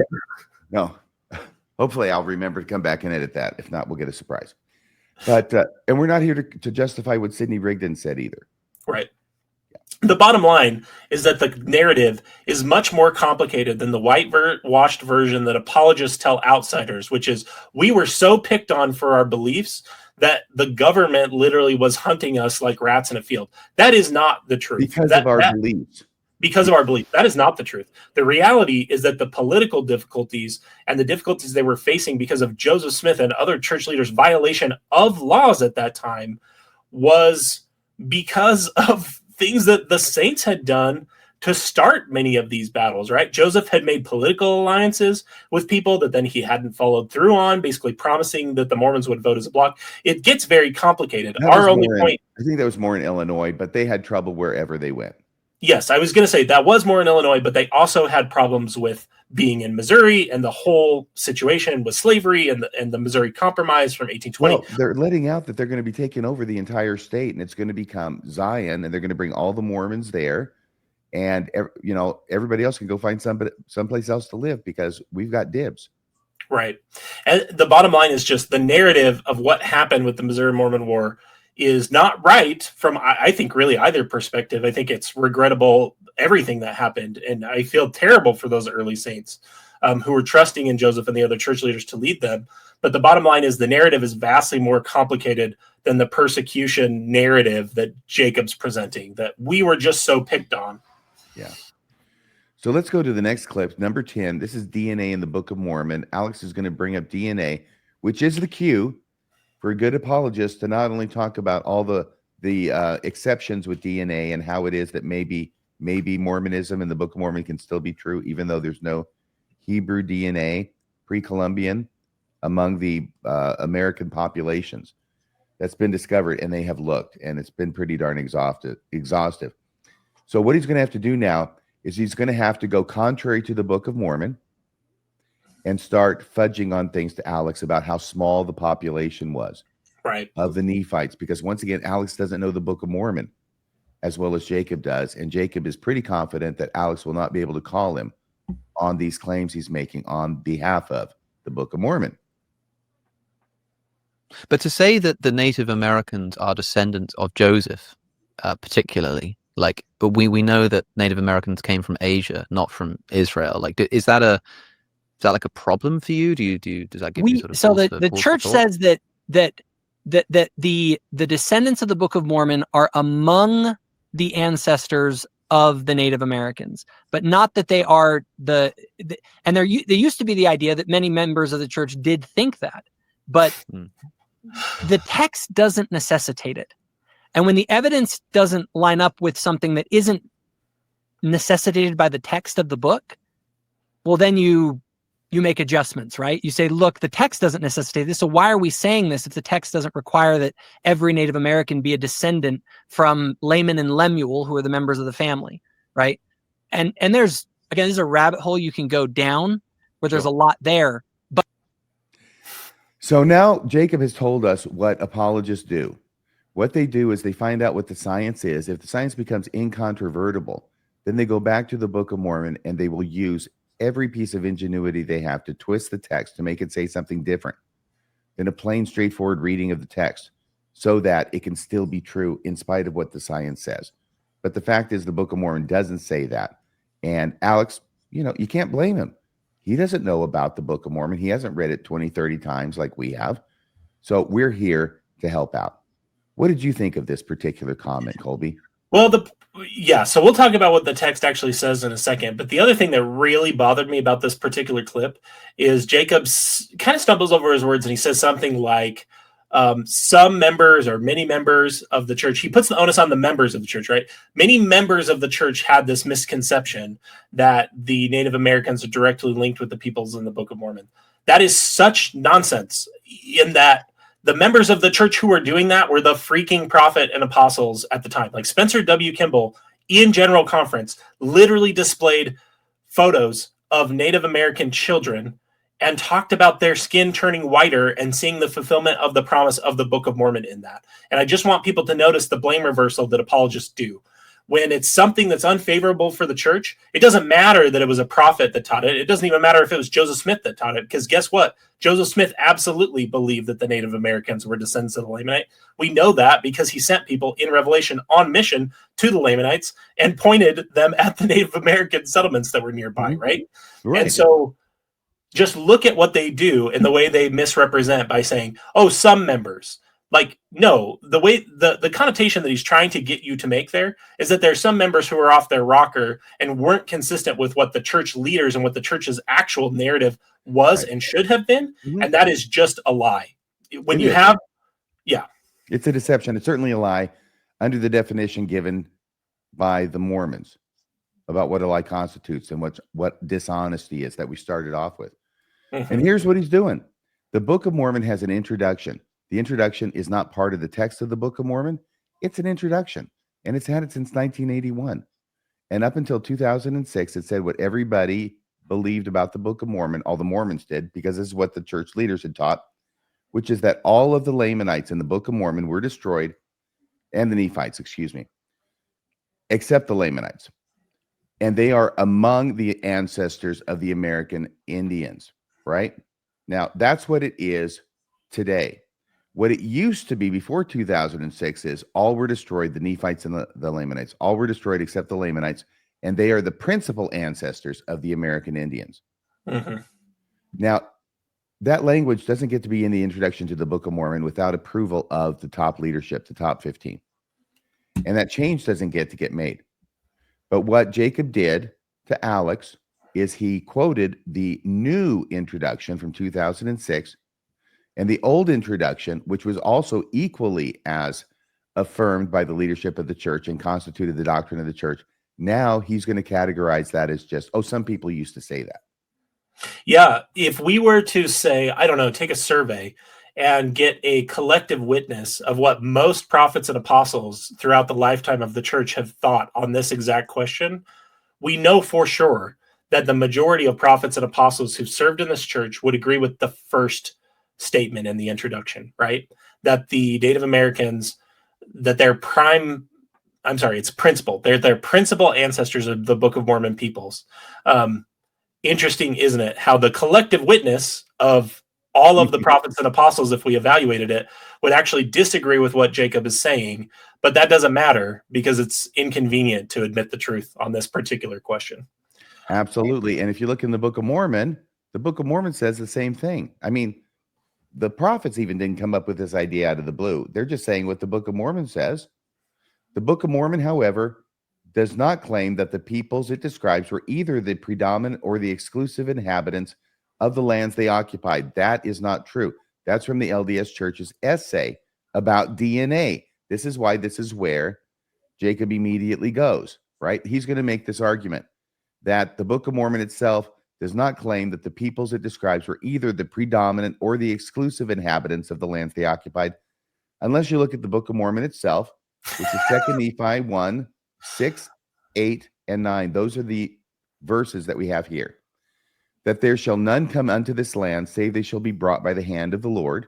This is a person who's here in the Americas receiving this revelation from God. So it's about this land. And behold, it is wisdom that this land should be kept as yet from the knowledge of other nations. And they shall be kept from all other nations, that they may possess this land unto themselves. It sure sounds like the Book of Mormon is teaching that the Nephites and the Lamanites were the predominant or the exclusive inhabitants of the lands they occupied. Yeah. Mormon, go ahead. And the flip side, right? The narrative that Jacob's trying to argue, and we've talked about this in our Light and Truth letter response, is this narrative that builds from John Sorensen's apologetics that the Nephites and the Lamanites were basically a much smaller subset of the ancient American peoples, and so they just kind of integrated into a society that was already here. Somehow they also took control of that society. You can think about whether that's logical as a much smaller group. That's why we can't find their DNA, right? But if you look at verse 8, I think it really drives... And they took control of the society because they were technologically advanced, yet none of their technological advancements that made them be the leaders of the society survived. Yeah, or were appropriate for the time period in which they supposedly had them.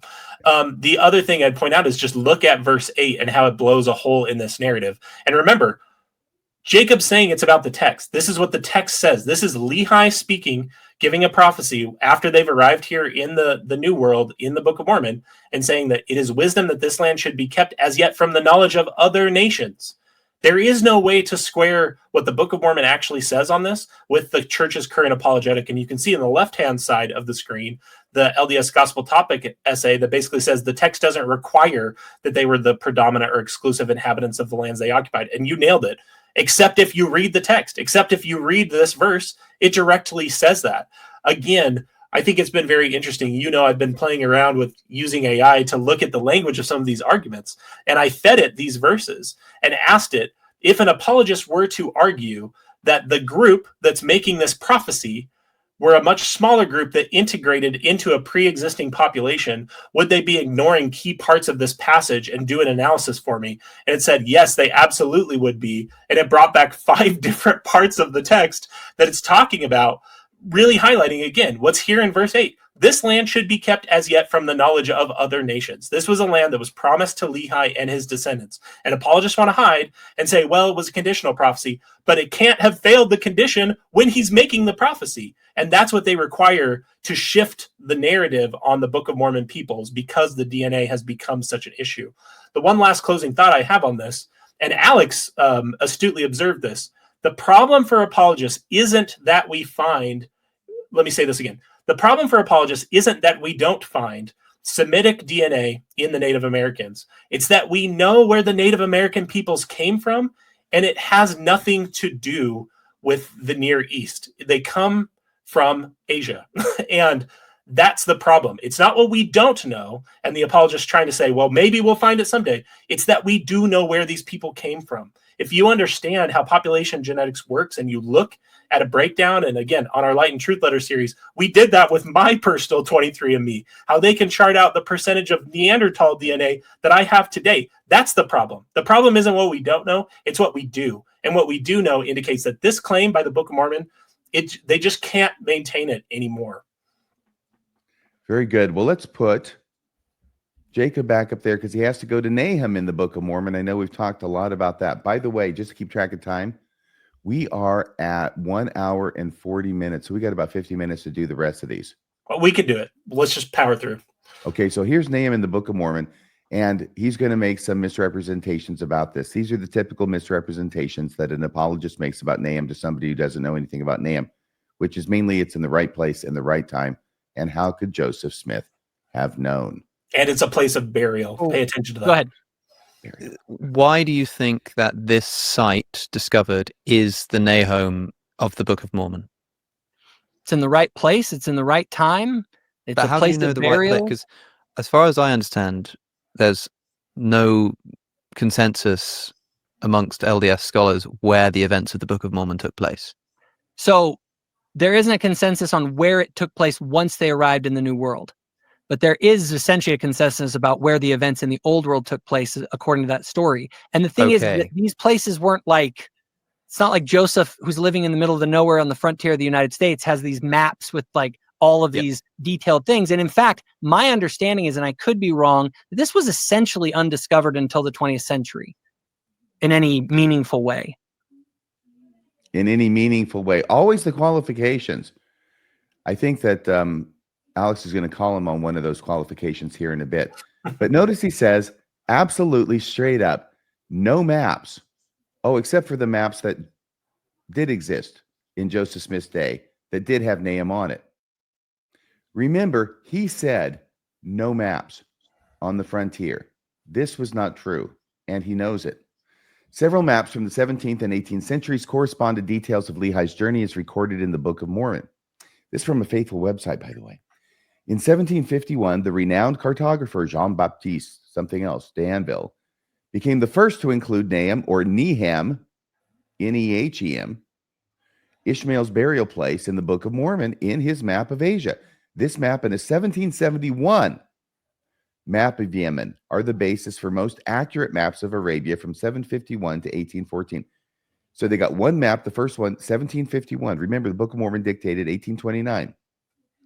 1751, there's a map with N-E-H-E-M on it. There's another one in 1771. And then there are several other maps that are made before 1814 based upon these two maps and having N-E-H-E-M or a variant of that spelling in the map. The spelling varies among the subsequent maps, with most using either d'Anville's N-E-H-E-M or Niebuhr's N-E-H-H-M. But the location of Nahom, well, it's not Nahom, it's N-E-H-E-M. You see how they do it? Does not differ between those maps that include N-A-H-O-M. So except for all the maps that have Nahom on it, there were no maps to which Joseph Smith could have had access. The other thing I just have to observe, since we're looking at the map actually on the screen and people can see it. So further to the west, further to the left of the left-hand side of the screen about is where 100 miles. What's that? About 100 miles to the left. 130 miles to the left, to the west, is the Red Sea. And that's where, so remember what Jacob said, it's in the right place. That is a lie. The right place would be by the borders of the Red Sea. And people can see it very clear on this map because it has the topography. There are two mountain ranges between the Red Sea and Nahom. And remember that the narrative of the Book of Mormon is they follow the Red Sea. They follow the borders of the Red Sea. They're near the Red Sea is what it says, near the borders of the Red Sea. They then make this eastward turn. They hit Nahom, and then at Nahom, they make the eastward turn. And that's then when they go near east to Bountiful, right? Right. This is the thing. It's not in the right spot. Apologists need to stop saying this. The only way they can say that is they do these clever apologetics with equating borders with mountains, which they somehow make a reasonable argument because of a similarity in Arabic, if I remember correctly. But look at this. No one is going to describe being 130 miles inland as being near the Red Sea. And that's what the text actually says, that they make this eastward turn and then they go east. They make this eastward turn at Nahom. It's not in the right place, and they need to stop saying that because it's just demonstrably not true. Because they have to turn east and go over two mountain ranges and 130 miles before they even get to Nahom in the first place. I just included a few brief slides on Nahom to counteract or contradict, basically to introduce some reality to what Jacob said about the actual site. So this is borrowed from our Light and Truth Letter response series, and I'll be very brief with this. But here are the actual altars upon which the inscription is made. It's important to remember that this inscription is on 3 altars at this site, and the inscriptions are not in Hebrew. They're in South Arabic script, right? Think about how much more impressive a hit it would be if they were in Hebrew. If we go to the next slide, we can actually talk about this site, because the way Jacob represented it, a lot like Austin Fife, is this is a burial site. This is not true. They need to stop saying this. This site is the Baran Temple, which is a I can't remember how to say this. The Sheban temple near Marib, Yemen, and is also known as the Throne of Bilquis. It dates to the 10th century BCE and is dedicated to the god Al-Maqwa. The thing that's unique about this site is we have these wall inscriptions that lay out the Sheban state's history since the first millennium BC that are inscribed on the walls. This site is not a burial site. It was like a keeping site of government records. It was basically like a repository of their religious tradition as well as the tradition of their state. If we actually look, if you'll go to the next slide, if we actually look at what's inscribed on the altars, because they never tell you about this, right? They just tell you it's the spot on the map. It's in the right spot. This is what's actually there. So look at all those letters that are transliterated, and the translation there is 4 lines of text. The Nehemite is in that first line. So it's Biathar, son of Saudum, son of Nahum. The Nehemite has dedicated to El-Maqwa, the person, that's that god, Al-Maqwa, at the temple there, has dedicated to El-Maqwa, the person, Feriat, by Athathar, and by El-Maqwa, and by Dot, Heaman, and by Yadol, and Mari Karib. The bottom line is there's so much more on the inscription that you never hear about, that the apologists never want to tell you. The other thing I have to observe is the way this is written. That's the same thing that's on every single one of those altars, right? It's basically the same identical inscription on the 3 altars. No one is going to describe me as in Boise as Colby the Boisean or RFM the near Seattleite, right? They're not going to describe you that way except outside of your region. And this is the other thing that I just think the apologists ignore when they make this argument. So here's the bottom line. What do they have to overlook to make the claims that Jacob made about Nahom in this? If you'll go to the next slide, I'll just hit this very briefly. To count this as a hit, to say this is in the right spot, that it's a burial mount, and that it's at the right time, here's what you have to ignore. You have to ignore that this site is actually a temple dedicated to the moon and sun god from an ancient Yemeni people, that the temple involved religious practices of an entirely different religion, that the temple's construction dates to 1000 BC, that the temple's use has no relation to the narrative. It is not a burial place. If they would actually read the apologetics from the people who originally discovered Nahom, and we dealt with this in our Light and Truth letter response, there's a burial place near the tribal region. It's not even inside the region. So this site that they keep saying is Nahom isn't even what they're talking about. The more sophisticated apologists recognize that this was an entire tribal region, and there's a burial site near that region, not at this site. You also have to ignore that the apologists are counting 3 out of the 36 consonants, which is less than a 5% hit. You have to ignore that the altar's inscription isn't referencing a place at all, but the association with an individual that seemed to have donated the altars and his tribe. You have to ignore that it's in the wrong language. You have to ignore that Hebrew didn't use vowels, neither did South Arabic, and so the potential hits on the altar could be huge since you're able to fill in the vowels however you want. And you also have to ignore that there are 3 words in the Bible that share the same 3 vowels: Naham, Nehum, and Nahum, all of which could be where Joseph Smith got this instead of, from guessing right. It could just be something that happens to be kind of in the right region, and apologists are doing the Texas sharpshooter fallacy to call this a hit when it really isn't. Very good. Very good. So let's go to the next clip.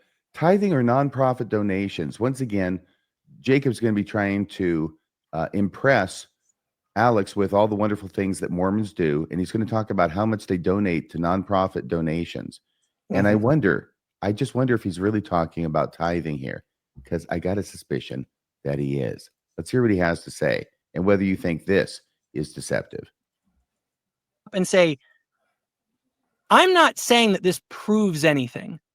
Mhm. I'm saying that it's really weird. This kind of stuff doesn't happen every day. And not only that, there's one other part of this. This book has to have an incredibly powerful sort of spiritual effect on people. Okay? Latter-day Saints are 7 times more likely, or they give 7 times more volunteer work to their community than your average American. They're 4 to 6 times, they give 4 to 6 times more to nonprofits than your average American. Sociologically, Latter-day Saints are more likely to be college educated than the general population. They live 7 years longer on average, which is wild. And that isn't just because of the smoking thing, by the way, and drinking stuff. Why wouldn't it be? They have they've been shown to have better physical health on average, better mental health on average.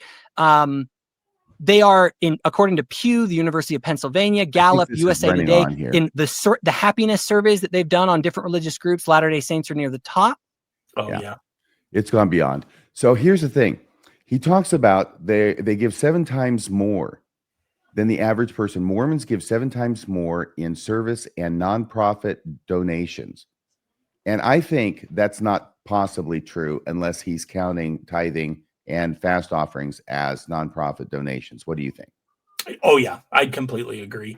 And the problem with that is we know how tithing is used, right? So it's not, the point he's trying to make is look at all the good the Mormons do in their community. Right. And we know that if he's counting tithing in that, we know that really all that's doing is feeding the US stock market. So Right. And it's just amazing. He knows. Otherwise, he would just say they pay tithing. mhm. But he's going to categorize it as something that doesn't sound like tithing. It sounds like just charitable giving to make it sound impressive. This Right. is the kind of deception that apologists do, and that your Mormon friend or neighbor next door will engage in with you if you talk about their religion. Here's another example. This is about the gold plates. We're going to bring up the plates. Alex is going to bring up the plates. He's going to talk about the fact that there was nowhere near enough room on these plates to inscribe the characters that would end up being translated to become the Book of Mormon. But of course, the apologist thinks, I have to make sure it's clear that these are not really gold plates, in spite of the fact that that's what the angel Moroni called them, plates of gold, because he's thinking this is important for another reason that never comes up, which is that they would have been too heavy for Joseph Smith to lift, right? Mhm. But here's where he comes up, and he's going to try and make sure that Alex understands that no, they weren't really gold, because they could have been Tumbaga, right? That's what he's thinking. They weren't really gold. And Alex is going, oh, okay, I didn't know that. But once again, he's representing the church and Mormonism the way the apologists believe it, not the way it's taught by the leaders of the church or even by angels sent from God. Or other videos discussing this, I'll put it in the Yeah, absolutely. description, because I think this will be important to people, because it's one of the it's an interesting sort of physical dispute, right? Like we can, there's things that we can learn. We can discover how ancient plates were inscribed. We can discover how thin you can realistically cut gold and it still be legible. We can discover ancient languages and how they condense information. And just to be clear, like the plates had an appearance of gold. There's the idea that they are actually like 24 karat solid gold. That is not what we believe about that. Just interesting. Kind of Okay, yeah, that's instructive too. I think that's.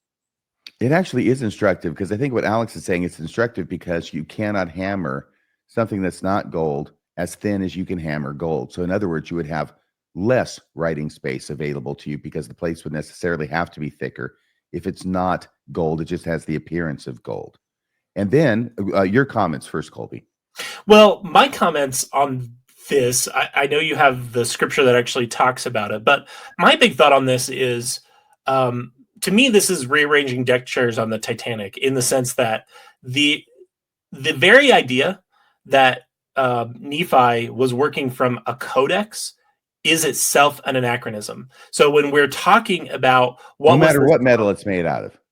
Exactly. So when we're talking about the reality of what metal it could have been and how thin the plates could have been, we need to keep in mind, according to the Bible dictionary itself, that's in the version of the scriptures today, codices were not invented yet. This is an anachronism. And notice how they're able to get away with playing these games. Like, there's no way to take this claim seriously that there was a book written on metal plates at this time period. But, if they can shift the attention to, it wasn't really gold, it had the appearance of gold, they're able to kind of pull one over, exactly like you've made the point of repeatedly today. Right. And of course, he's riffing off the witness testimony that it had the appearance of gold. That's all they have, is they get to see it like once. So it looks like gold. That's what they say. But the angel who gives it to Joseph Smith says in the Joseph Smith history, in this section, which is actually scripture in the Pearl of Great Price, Moroni said there was a book deposited written upon gold plates. Not golden plates, gold plates. The plates are of gold. Now, I don't know if it's 24% or, whatever. Okay. Yeah, he didn't say that much, but don't give me that they're not written on gold plates, Jacob, or that they just look like they're gold or have a gold color. These are gold plates. Otherwise, what the heck is the whole story that you know, Jacob, about the angel telling Joseph Smith that he's worried that Joseph's going to take these plates and sell them for money? Because they're gold. Right. That's the truth about the church, as opposed to what the apologists want to say. So let me see here if I can go to this next one. Nephite population. Once again, this goes with the DNA. And we've got Jacob, who's going to be trying to say that the Book of Mormon population was very small. So that's why there's no DNA. So let's see what he says here. I'd want to see some like really miraculous kind of evidence, and the kind of stuff you're talking about, like places being described and showing up. Given that we have this community of hundreds of thousands of people, ancient people, Nephites, living in like early America, like pre-Columbian America, for years, hundreds of thousands of people. Speaking, I don't know that I would go that far. Again, there are some assumptions in there that people make that this group was enormously huge, right? It's kind of like with the Book of Exodus, right? Like how many Israelites were there in the Sinai Peninsula? To say that there is some level of exaggeration in some of the stories, like I think that that's totally a possibility. Also, where did it happen? There's disputes about that. The reality is that we know very little about sort of ancient Mesoamerican civilization. Okay. So when he's talking about hundreds of thousands of people, which is what the Book of Mormon says, Jacob the apologist says, yeah, it's probably just exaggerating. So once again, this is a clear-cut example of how Mormon apologists are not defending the Book of Mormon. They're defending what it is they wish the Book of Mormon said, that it doesn't actually say. And here in this position, Jacob's talking to Alex, who's a non-member. He doesn't know all this stuff.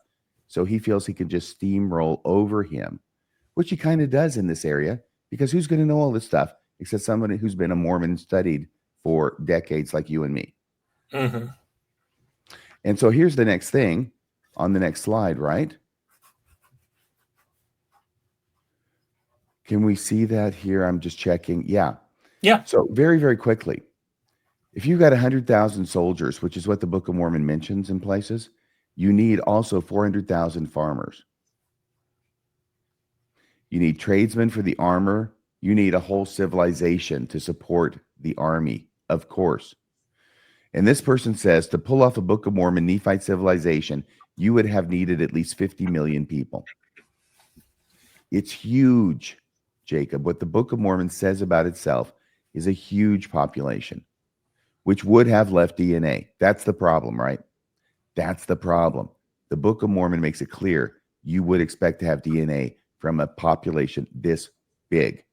But we don't have DNA. Therefore, the apologist's job is to say the population was nowhere near as big as the Book of Mormon says it was. Your thoughts? Yeah, and not just DNA, right? As you're talking about here with the kind of the statistics and stuff, basically the realities of the logistics of war and taking the Book of Mormon at face value when it reports certain numbers. The other reality is that war of that scale, and we talked about this again in our Light and Truth Letter response series, it would have left evidence on the land. Aside from just the hundreds of thousands that were involved in the last Nephite battle, I can't stress this enough. The Book of Ether records millions dead. I think it was 4 million people dead. That would be the largest battle, the largest single battle in all of history. And it left absolutely no trace on the land. And you're pointing out, it happened on the Hill Cumorah in New York. Right. Exactly. I think the other point, and my wife was nice enough to slip me a note, so credit to her for this shout out, is one of the things that Alex doesn't know, but Jacob knows, is that the Book of Mormon's introduction, and Joseph Smith claimed that the Book of Mormon was the most correct book of any book on the face of the earth. And I know they want to hide and say, well, that's because of the message it has about Christ. But look at how the apologists, because of the reality of archaeology, of DNA science, of population genetics, look at how they have to run from every single falsifiable claim the Book of Mormon makes. That's the reality of Mormon apologists today, is explaining why skin doesn't mean skin, why translation doesn't mean translation, why, the verse we looked at in 2 Nephi 1:8 doesn't mean that the land was actually kept from the knowledge of other people. They're constantly running away from the text, while people like Jacob want to say, well, look at what the text says. No, they're constantly running from it. That's the reality. Very good. So we'll put on the next clip, and this is going to be Jacob saying that the text of the Book of Abraham, the BOA, was not recovered from the papyri that was found in the Metropolitan Museum in New York in 1967 or 68, when actually that's not true at all. And he knows it because he's obviously studied the subject. So this is going to be about 50 seconds. Let's play it and hear what Jacob has to say. I want to point They something notify out, the though. LDS Church. Mm-hmm. I want to point something out, though, here. I want to make sure that you recognize that you said they found some of the papyri. Yep. Okay, so this is one of the things, is that people believe that we have all of the papyri that Joseph Smith originally had, and that actually is not the case, because there was papyri that was lost in that fire, so far as the records indicate. Mm-hmm. So now we can translate Egyptian hieroglyphics, and Egyptologists look at the Joseph Smith papyri and they recognize them almost immediately as basic funerary rites. In other words, having nothing to do with Abraham, not mentioning Abraham, not even coming close to saying anything about Abraham. And so the problem here is that the Book of Abraham has been translated by Joseph Smith from hieroglyphics. And when we discover those hieroglyphics, the ones that Joseph Smith actually owned, and we look at them, there is zero mention of Abraham. You've already just preempted there one of the responses that LDS members give to this, but will you at least admit at the beginning that this is one of the big factors in causing Mormons to question the validity of the scriptural tradition? Oh, for sure. I often say that the Book of Abraham is probably the biggest one. My issue, though, is that it can be exaggerated. It's a highly debated topic, and people make claims about it that aren't correct. So first of all, they say, well, we found the source text of the Book of Abraham. It doesn't match. It's over. False translation. First of all, that's just not true, because we don't know if we have the source text of the Book of Abraham. What we have actually are, well. Okay. Now this is a straight up unfortunate, and you can actually tell he's trying to massage this as best he can, and it's not going too well for him in the moment. But he says we don't know that we have the source text for the Book of Abraham, when actually we do know it. We do know that, and he knows this too. This isn't a new discovery. This is back from the late 60s, right after these transcripts or these fragments were found and returned to the church. And here is an article that was published in Dialogue called The Joseph Smith Egyptian Papyri, Translations and Interpretations, the Source of the Book of Abraham Identified, by Gerald Tanner and Grant S. Heward. And that is where they found out that you could actually find, it was on fragment 11, I think it was, of the Joseph Smith papyri, right? The one that also has facsimile 1 on it, or at least as much of it as was preserved on the papyri. So we've got facsimile 1. We have all of these glyphs or hieroglyphs around it, right? And what Gerald Tanner and Grant Heward did was they saw in the Joseph Smith Papers Project on the right, not the Joseph Smith Papers Project, but the Abraham Egyptian materials that they were working from. If you look over there on the right, you'll see in the left-hand corner on the right side what looks like a big backward capital E. Right. See that there? Yep. That's marked with a number 1. And if you look over here to the left and look down, there's number 1. There's that same figure. So what they did was they knew to go from right to left, because they know that that's how it goes, right? Because Joseph Smith had been studying Hebrew, and I believe that Egyptian follows the same idea. The way Egyptian works, can go any direction, actually, but left. Yeah, I was going to say, the way Egyptian works is you look for a figure that's facing a certain direction, and that will indicate to you the way to read that particular text, because it can actually go either way. So this one they knew was right to left, because facsimile 1 was the beginning of the scroll. Actually, I think this would be helpful if you go forward 1 slide. This will show There you can see. So we've got facsimile 1, which is the fragment. So this is what's recovered. This is what we have today. This is the reconstruction of the breathing permit of Hor, or the Book of Breathing for Horus. That was a priest that these funerary rites essentially belonged to. We have Joseph Smith Papyrus Fragment 1, which is what we know as facsimile 1. We then have Joseph Smith Papyrus Fragment 11, which, like you said, is the section we were just looking at. We then have a separate fragment, Joseph Smith Papyrus Fragment 10, and then it's proposed that the missing fragment then, because these funerary rites followed like a standard procession, right? We had this lion couch scene, and then the end you had this what's known as a reception scene, which Joseph Smith incorrectly labels as facsimile 3. Understanding that it is going from the right to the left, and the facsimile 1, that's where it would start. The scroll would begin with that. Right. And indeed, it begins in the Book of Abraham too, right?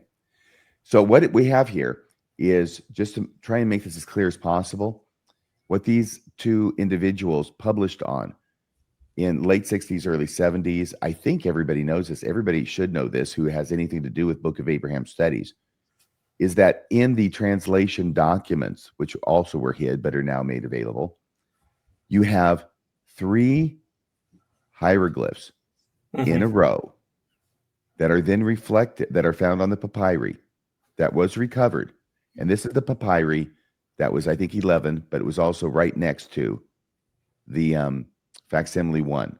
Okay, so this is where it occurs in the papyri, is right next to facsimile 1, which is what chapter 1 of the Book of Abraham describes, right? So here you have obvious evidence of them taking these sequential glyphs and then interpreting them in the body of the document next to the glyph. And once again, this shows how Joseph Smith believed, as others did at the time, that Egyptian was an ideographic language and that one symbol could yield entire paragraphs of interpretation. And the interpretation here, that language over there, is found in the Book of Abraham. That's why we know that the fragments that we recovered are at least here, were used by Joseph Smith to translate the Book of Abraham as we have it today. Yeah, absolutely. And aside from just those 3 characters, if you'll move forward 2 slides. So the first slide there, we already talked about. This slide, you can see. So this is that scrap 11 blown up. I would encourage people, I don't want to do it live because I know we're running short on time, but you can trace through these Book of Abraham manuscripts. So there are 3 of them. I would suggest that people look at Book of Abraham manuscript, I think it's C. Yes. C is the one that is in Warren Parrish and W.W. Phelps' handwriting. So there were 3 different manuscripts, and there were various scribes working on the different manuscripts. But you can actually, with that specific manuscript, you can pull up this papyri, and you can pull up, starting with this character to the right of that one that you were talking about with an E.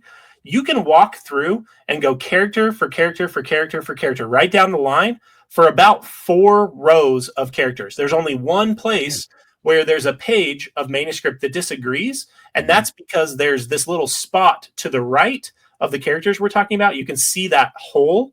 They call a hole in a papyrus like that a lacunae, and the lacunae is basically what's missing. So we have indication of why it's missing, which is it may have been damaged in the fire. It may have broken off over the ages as they were exhibiting these things to different people.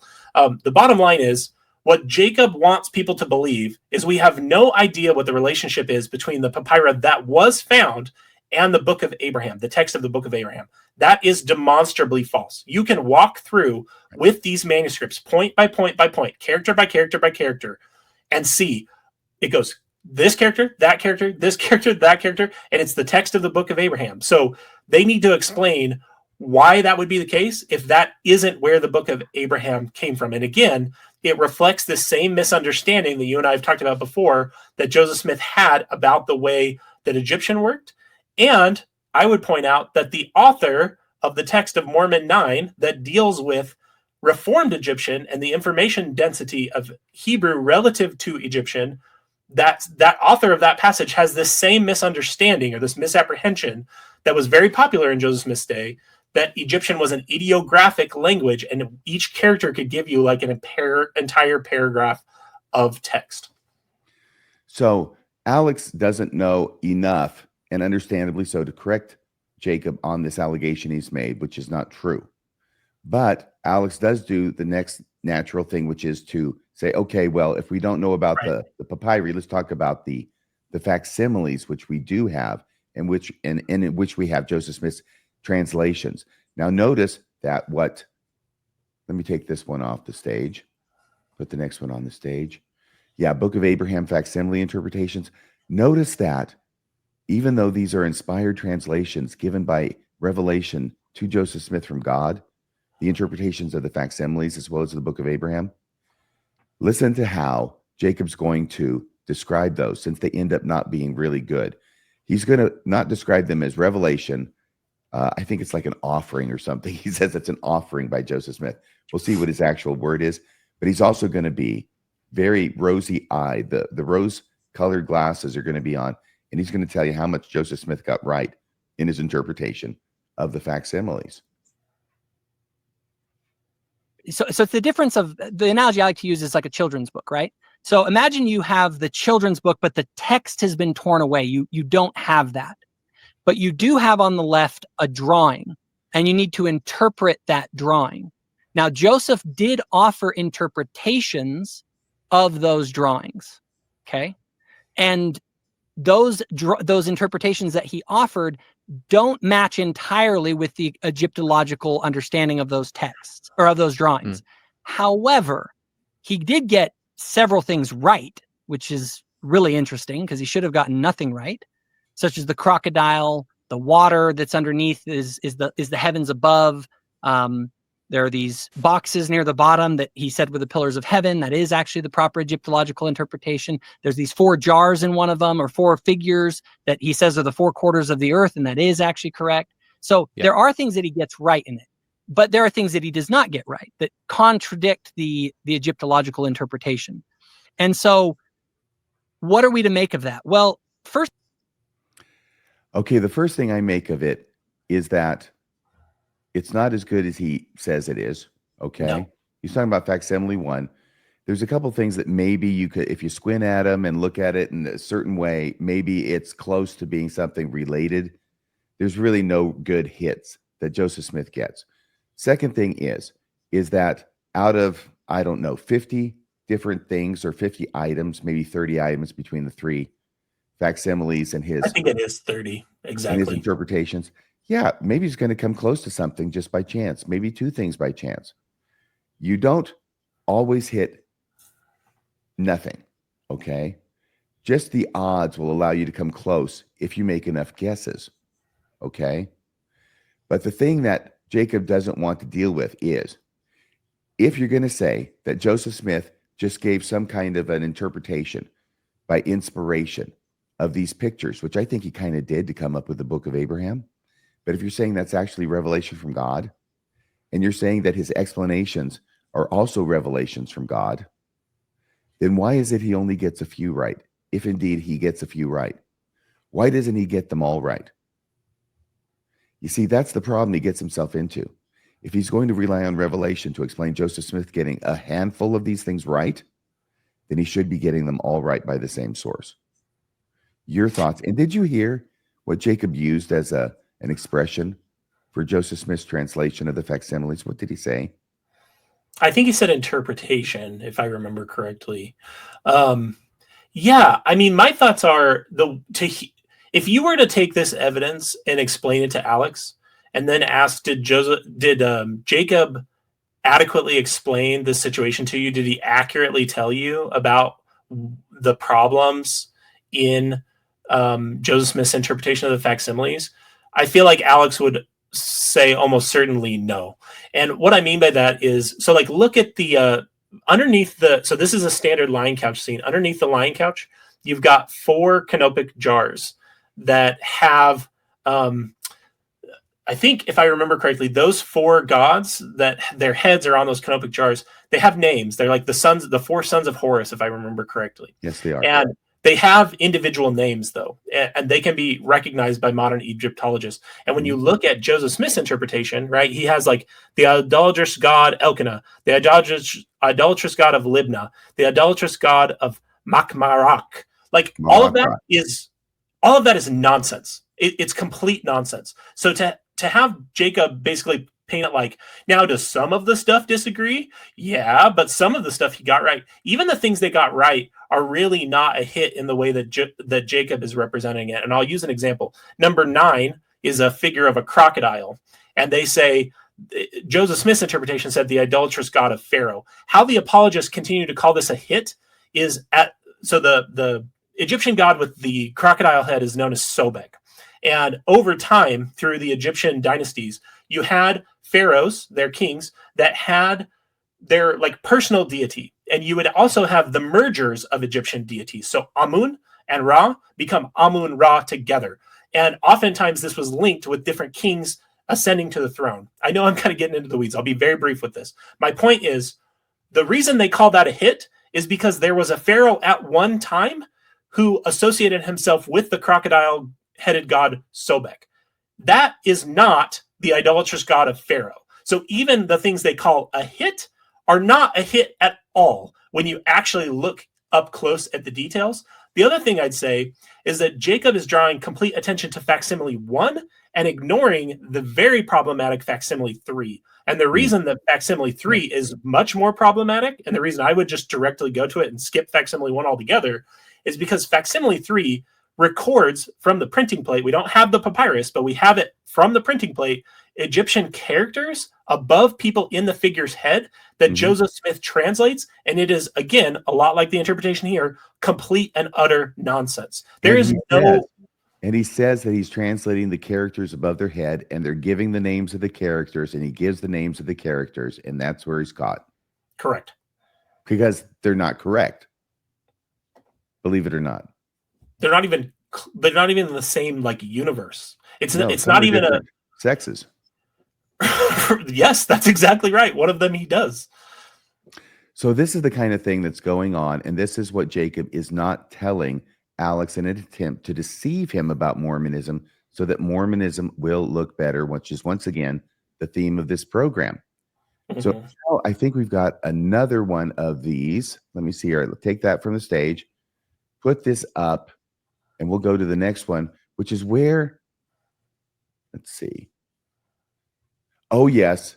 Here we go again. This is the lie that apologists will always tell you. And we made an early Mormonism live out of this. Or was it a Radio Free Mormon? It was about Kwaku L. I called it Kwaku the Deceiver. I didn't even know the guy at that time. But he's doing the same crap, which is saying these stories that show up in Joseph Smith's Book of Abraham about the early life of Abraham, specifically about how he was attempted to be sacrificed because his father was an idol worshiper. That's not in the Bible, but it is in extra biblical ancient sources that Joseph Smith did not have access to. Therefore, how could Joseph Smith have known? What they will not tell you, because they're busy lying, and Jacob's lying here, is that, yeah, but there were very famous extra biblical sources that mention these stories that Joseph Smith did have access to. And in fact, in books that we know that he had, like the book of Josephus, like the book of Jasher. And here we go. And this is what Jacob's going to say. Sure. So the Joseph Smith papyri that we have, that we know that Joseph Smith owned, and we know were part of the papyri collection from which he translated the Book of Abraham, contains facsimile 1. Like we have the actual facts, the image, this drawing that we're talking about. We actually have one of these in the papyri that we know that Joseph Smith owned, that we know did end up in the Book of Abraham. That first facsimile is interpreted by Joseph Smith as depicting Abraham sacrificing Isaac. And I tell you what, we'll put it on screen so that people can. It actually isn't Abraham sacrificing Isaac. It's the story of Abraham being sacrificed by the Egyptians, or an attempt to sacrifice him, which actually is corresponding not only to the Book of Abraham, but it also corresponds to ancient apocryphal works that Joseph Smith had no access to. Okay. So my mistake about what it represented there, but it does represent Abraham being sacrificed. That's what you're saying, or attempting. Correct. Abraham. All right, Colby. when the state of the actual truth is that, yes, these stories are mentioned in apocryphal works to which Joseph Smith did not have access.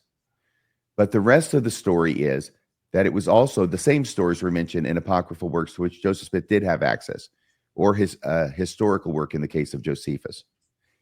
Is that a deception on the part of Jacob? Yeah, provided that he knows about it. I think He knows. Having listened to Jacob talk about the Book of Abraham, I think he really doesn't know a whole lot about the topic. If I'm honest, He knows this. He knows this. I am done giving these people space to say, "Oh, I didn't know it." Bullshit. You're liars at this point. I have pointed this out over and over and over again on this program for the past several years. Any apologist who comes out and claims to know stuff like Jacob does, and he does know stuff, and is going to make that claim, is lying at this point. I'm not giving him any more grace. I appreciate that. I think the bigger thing I'm also struck by is, let's say he was being honest. Who cares? If Joseph Smith can't distinguish between the Egyptian characters, this is again, to come back to this analogy we dealt with in our Light and Truth letter response series. Apologists want to pretend, if we're trying to decide whether these things are legitimate, that you have to be able to explain where every single little thing that Joseph Smith maybe even tangentially got right came from, or you can't prove it's false. It's much more simple than that. This whole thing of, it hooks into these stories that we can find in the Apocrypha that Joseph Smith didn't know. I don't care, because what we do have is so damning for Joseph Smith's capabilities to understand what Egyptian was going on. I really don't care where he got these stories that they can call half hits. So maybe that's why I'm being a little bit more charitable, is I think on this particular one, is I think even if he were right, who cares? The entire thing is just a shell game, right? We already know that he had no understanding of what was going on with these papyrus. Right. And the other thing has to do with Abraham being an astronomer, right? Because we get facsimile 2 and chapter 3 about all the wonderful truths of astronomy that Abraham knew about and that he wrote down. And of course, the astronomy don't steal my thunder, because we're going there. Oh, okay. Josephus, Jewish Antiquities, that Joseph Smith did have a copy of, and we know that, talks about Abraham introducing the Egyptians to astronomy. And Jasher, the book of Jasher 12:6, talks about the attempted sacrifice of Abraham. This was a huge story. It's amazing it's not in the Bible, but it's in so many different sources to which Joseph Smith had access. Abraham attempting to be sacrificed by being thrown into a furnace. It's very much like the 3 Hebrew children in the book of Daniel. It's that kind of story. Even with that one, right? This is such a perfect example of how they play different games with the hits and the misses. They'll look at that and say, well, the book of Jasher has this story about Abraham being sacrificed. That's you can't square that with what's in the lion couch scene. He's not about to be thrown into a flaming furnace and burned to death. So which is it? This is where, again, your recurring point that parallels really don't matter a whole lot, because look at how much wiggle room you can play with how you characterize this. If you characterize it as just, there was this apocryphal account of Abraham being sacrificed, but when you look at the actual details, those are 2 completely different ideas. You can't square those. No, they're very different methods of execution, certainly, but it's the sacrifice that's important. And you see, Joseph Smith had it available to him. So, of course, he knows about the story about, this not Isaac being sacrificed, which is what somebody who knows only the Bible is immediately going to jump to, like Alex did, which gives Jacob the opportunity to correct him and look smarter, right?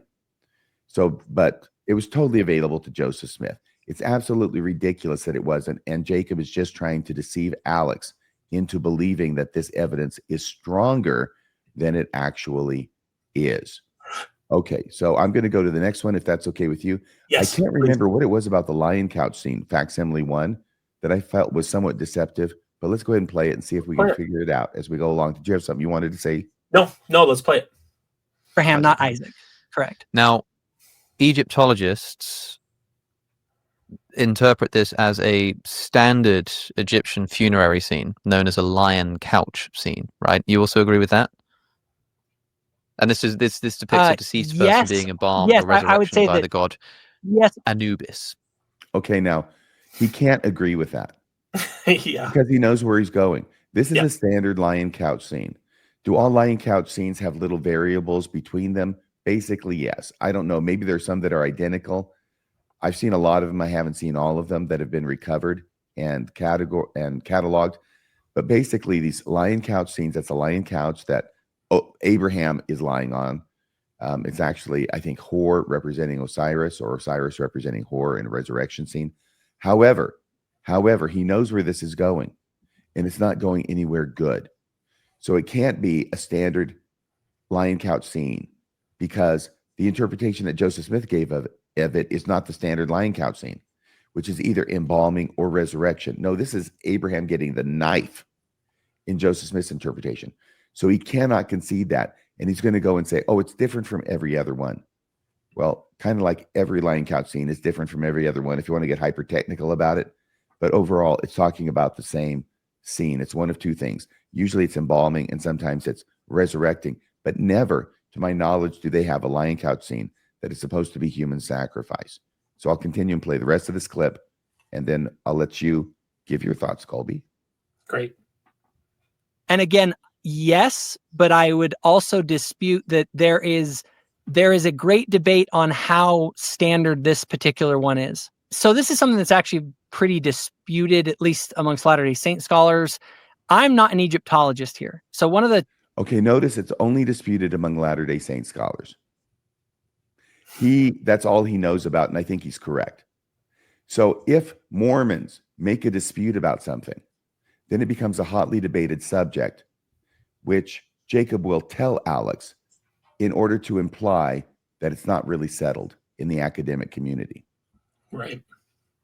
Once again, to the end of the clip. Challenges I have with this is I have to defer ultimately to experts in this field, but I know that there is some debate about how standard of a funerary text, or I'm sorry, how standard this lion couch scene is.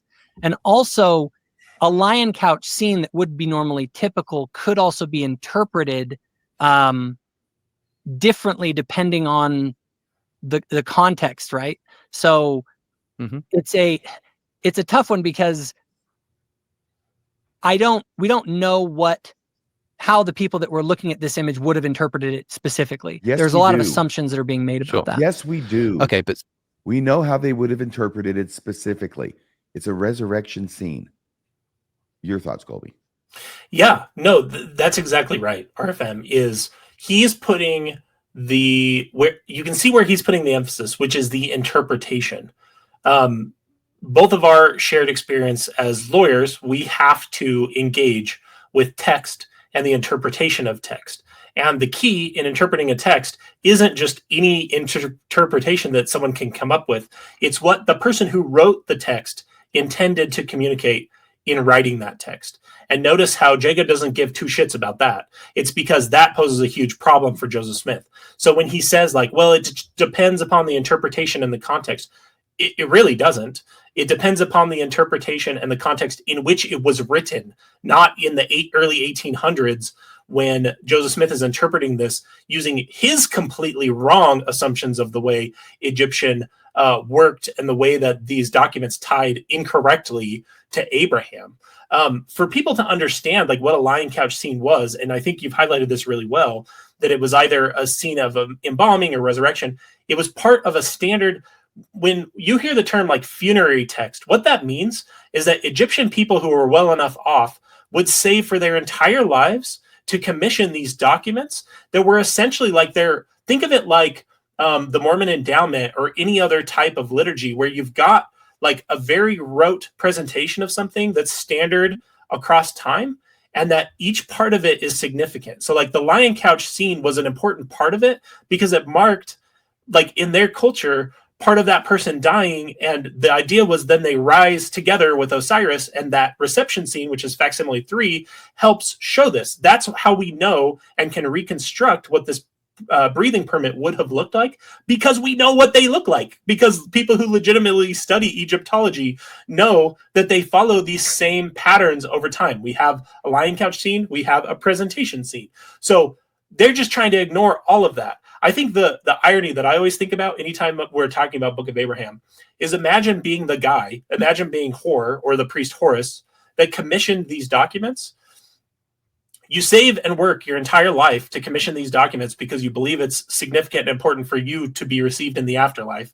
And then you've got some guy in frontier America a couple millennia later that completely take your narrative and steal it and make it about something that it has nothing to do with. It doesn't even date to the right time period, right? Jacob's going to completely not mention that and just ignore the fact that these can't be linked directly to Abraham. Again, what Joseph Smith wrote upon his own hand, or by his own hand upon papyrus, is just demonstrably not true by the timing and the dating of those scrolls. But they just will mention it comes from the 2nd century BCE. I think he mentions that somewhere, but he doesn't try and say why that's not a problem. Being written by the hand of a person who had lived 1800 BCE, right. So sometime before. Right. I did put this slide together with the question: what does the lion couch scene in Book of Abraham facsimile 1 normally represent? This is from Fair Mormon. The lion couch vignette usually represents the embalming of the deceased individual in preparation for burial. They're saying it like it is here. The papyrus with the illustration represented in facsimile 1 is the only recovered item that has any connection to the text of the Book of Abraham. Bullshit. That is such a lie. Because it's not just that, it's also the fragment that was immediately next to it, or that joins next to it. It's separate from it, but it went together originally. The vignette is called a lion couch scene by Egyptologists. It usually represents the embalming of the deceased individual in preparation for burial. However, this particular lion couch scene represents the resurrection of Hor, H-O-R, who's the person being buried, aided by the Egyptian god Anubis. That's the jackal-headed god who has a bald head and not a jackal head in Joseph Smith's production of facsimile 1. So they actually say what the status is of the Egyptological community here at Fair Mormon, and that seems to be contradicting what it is that Jacob's saying. Jacob's tacitly acknowledging that that's the case, while still trying to hold out enough ambiguity that maybe Joseph Smith could have come up with this crazy, completely different translation that still is possibly true. Yeah, my one last observation, since you have this slide on the show right now, is this is the papyrus as it's survived.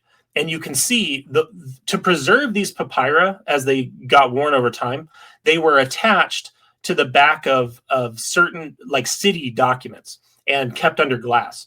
And what you can see is those lacunae at the top of the screen that are filled in. So like you can see that what normally would have been where Anubis's head was, right? That black-skinned figure, that's filled in to be the idolatrous priest of the god Elkanah, which doesn't really exist. You can see, but here's my point. Jacob is trying to say this facsimile 1 differs from standard lion couch scenes. What I want people to observe is the places where it differs from a standard lion couch scene are exactly the places where Joseph Smith needed to fill in the gaps, because when he received the papyri, there were these lacunae that differ, that didn't give the full picture. If the full thing had been there, I don't know how they would be able to even make this claim. It's because what's represented in the scriptures today is a combination of what was ancient and what Joseph Smith filled in. But that part is rarely shared with members. Yes, effectively what Joseph Smith did was it's a fragment. There's no head on the priest. It should be a jackal head. There's no head there. He takes the head of the person who's actually lying down on the lion couch, and then he retraces that. He flips it so it faces the other way and retraces it so it looks like Yul Brynner above and below. And that's where he gets the face. So really what Jacob's saying is, well, we don't have any other of these scenes where there's a bald-headed priest. Well, no, of course we don't, because Joseph Smith made that completely up, and he made it up wrong. It should have been a jackal-headed god as it was originally. And then it would look like all the other facsimile ones, lion couch scenes. Okay, so how are you right now with time, Colby? Let's just keep going. I'm loving this. Well, I am too, but I want to be sensitive to your time. Okay, so let's go to the next one. This is the plains of Oli Shem, which he's going to try and present as some kind of evidence for the Book of Mormon. Though we've looked at this and knocked it down, he'll say it's the right time and the right place, even though it's not the right time. It's hundreds of years earlier, and it's nowhere near the right place either. But this is what Jacob's going to say, and hope that he doesn't get caught. I was going to say, like, why does anyone believe this, right? Like, why would anyone not just write this off? Well, the book itself, again, within 7 pages, has all sorts of really fascinating things that if you're going to account for the reasons to doubt the book, you also need to account for the reasons to believe in it. Like, the book mentions the plains of Olishem. And then after Joseph Smith's death, archaeologists discover an Akkadian ruler named Nahom, who refers to an area that essentially is referred to as the plains of Olishem. When you say essentially? I mean that Great question. It has all of the phonetic. So in Hebrew, here's one of the challenges. In Hebrew, the vowels, like, they're not there in the script. It's just the consonants. So in other words, the best you can get when analyzing these things are the consonants. And so the consonants that Joseph has in this text match in the right place, in the right time, and in the right location as an actual place in the Near East. Like, he hits it. He talks about gods like Elkanah, Shinha. These, again, show up in actual ancient records from that time. Ancient apocryphal stories. Like, one of the big things that happens in the book of Abraham Here we go again. is that you have Abraham is an astronomer whose father is an idolater. And these are found in ancient apocryphal works that Joseph had no access to. He's going to go back to that well. It's sort of, again, this argument from, like, look, okay, I get that there's some challenges here, but I also want to turn to people and say, look, if you can't account for these other things, something weird is going on here. And well, we can account for these other things, and we can account for them by telling the whole truth, which Jacob is not doing, and now he's done it twice, which is that there are other works that Joseph Smith had access to and that he read that do have these traditions that show up in the book of Abraham. So what's the big mystery here? I don't understand, but he's trying to present it like it's a mystery. It's weird. We have to account for this. How could this possibly have happened? How could Joseph Smith have known? And the plains of Olishem, it's not only the wrong place and the wrong time, it's also the wrong word. And Alex, to his credit, because he doesn't know a lot of this stuff, and I understand, but he picks up on the signals. When Jacob says it's essentially the same name, and Alex goes, "You said essentially," because essentially means it's not the same name. Right. When you say it's essentially the same name, right? What you're saying is it's not the same name, but I'm going to represent it and argue from a place that it is the same name. Yeah. This is the whole, again, this whole strain of argument from Jacob, and I know you're going to prove him wrong, but the whole strain of argument from Jacob, to come back to the analogy you and I have discussed before, is we're looking at a fraudulent bill, right? We're trying to determine if a bill, a piece of currency, is legitimate or fraudulent. And we look at it, we determine that the paper is the right year, we determine that the ink dates to the right time, but the signature of the Secretary of the Treasury is wrong. That disproves that it is a legitimate piece of currency. And what Jacob is trying to say with this whole argument of, you've got to explain the way he got some of this stuff right. No, you don't. If Joseph Smith had no idea what was going on with Egyptian, all these parallels they want to point back to the Near East, and I understand we can look at every single one of them, and every time I've done that, it doesn't even turn out to be a hit at all unless you're willing to squint quite a bit. And I think you're going to make that point. But I just want to, again, from a meta point, remind people that all they're doing is playing games with epistemology that they would not accept on any other claim about the way reality works, right? You don't have to explain how the counterfeiter got access to paper from the right time period or ink from the right time period to determine that a piece of currency that's fraudulent is fraudulent. And that's the question. Is this legitimate scripture? Could Joseph Smith actually translate? And the answer to that is a clear no. Very good. Very good. Okay, so here he goes with Olishem, which is actually Ulisum. Did he mention that? He didn't mention that. And he didn't mention it any time. That really the name of this place that is on a map somewhere is Ulisum, not Olishem. So he's actually trying to go with the consonants, but even the SH is not an S, unless you want to shift it a little bit, and give it a little bit of massaging to make it closer. So it's not the right name. It is not the right place. It's not the right time. And I just want to mention this. It must be observed that the identification of Uli Sum or Uli Shem, with an Oli Shem alleged to be in the area of Ur, as in the Book of Abraham, makes little geographic sense within the context of Abraham's travels from Ur to Haran. Because in the Book of Abraham, and also in the Book of Genesis, but in the Book of Abraham, you've got this place, Uli Shem, on the way. You know, it's on the way between this place and the place that Abraham's going. If you look at where it actually is on the map, this Uli Sum, it would be not on the way, but you'd have to go way over here first and then go on your way. So it's the wrong place. It's the wrong time. It's not even the right name. But this is one of the strongest evidences that apologists have for the Book of Abraham. So they're going to bring it out every chance they get, but they're not going to tell you the rest of the story and why it is that this really isn't as strong as an evidence as they would like to portray. Right. So if we go to the next one. Can I say one more thing about place names, by the way? One of the most interesting place names that's in the Book of Mormon, which we've talked about before, is this place named Jershon. What's interesting to me is the Book of Abraham also includes a land of Jershon, which we also find in the Book of Mormon. That is... It was given to the anti-Nephite Lehi's. It was. In the Book of Abraham narrative, it's a place where Abraham pauses and offers sacrifice upon an altar. My point is just, even if we take at face value this hit, there are also misses, right? Because this is supposedly a place name in the Book of Mormon as well. But apologists never want to talk about that miss, right? Well, right. And like you're saying, even if there's some part of this $1 bill that looks like it's authentic, like the signature is really good. One of the signatures of the treasurer is really good, but the paper's from the wrong time period. The ink's from the wrong time period. Right. 100 other things that show that this is a forgery. What you have is Jacob continuing to draw your attention back to the signature and saying, but the signature's good. And how do you explain that? Well, you don't have to explain that when everything else is obviously wrong.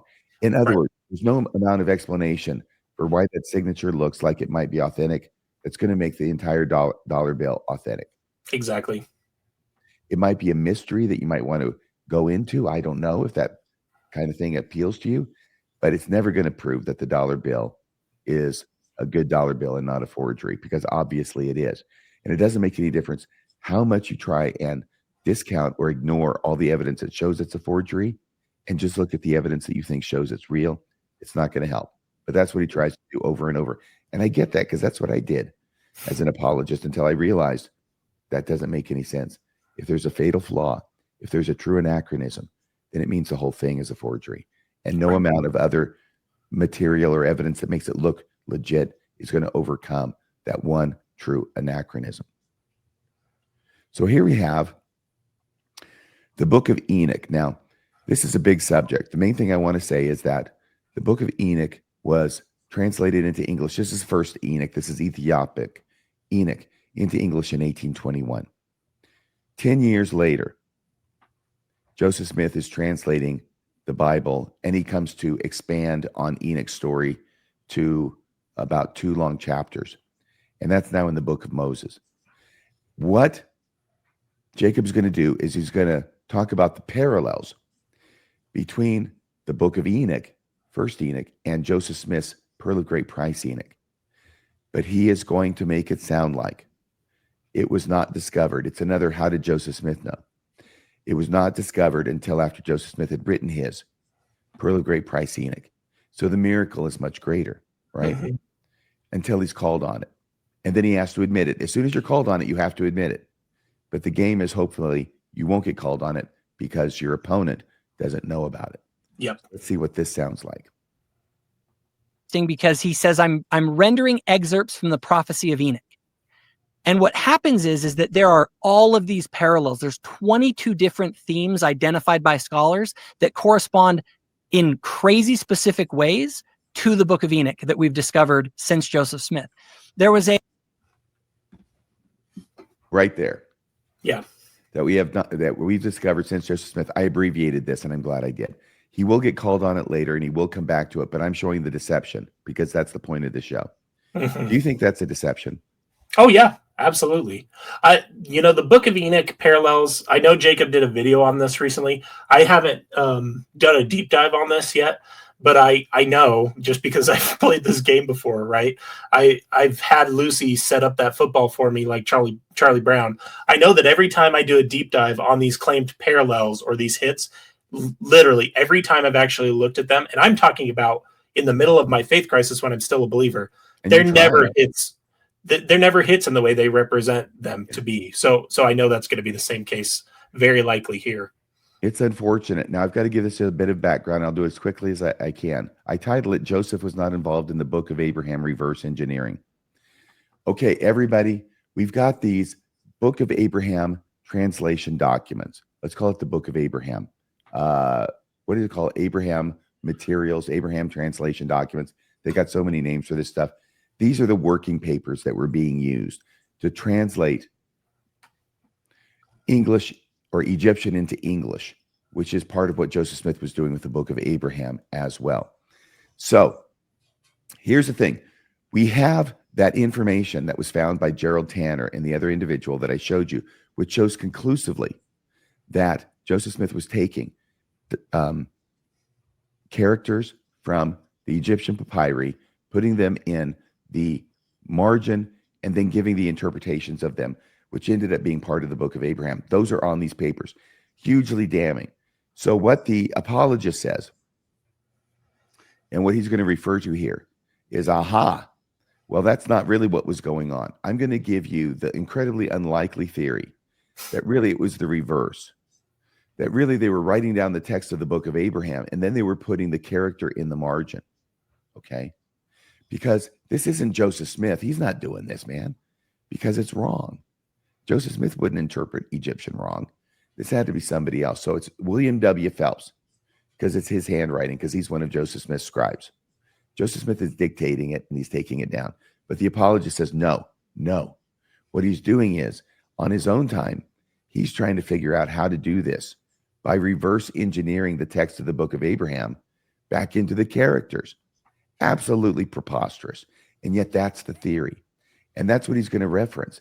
And he is even going to say, Jacob's going to say, not only was William W. Phelps reverse engineering, but he has to admit that Joseph Smith was helping him. And there he gives away the game.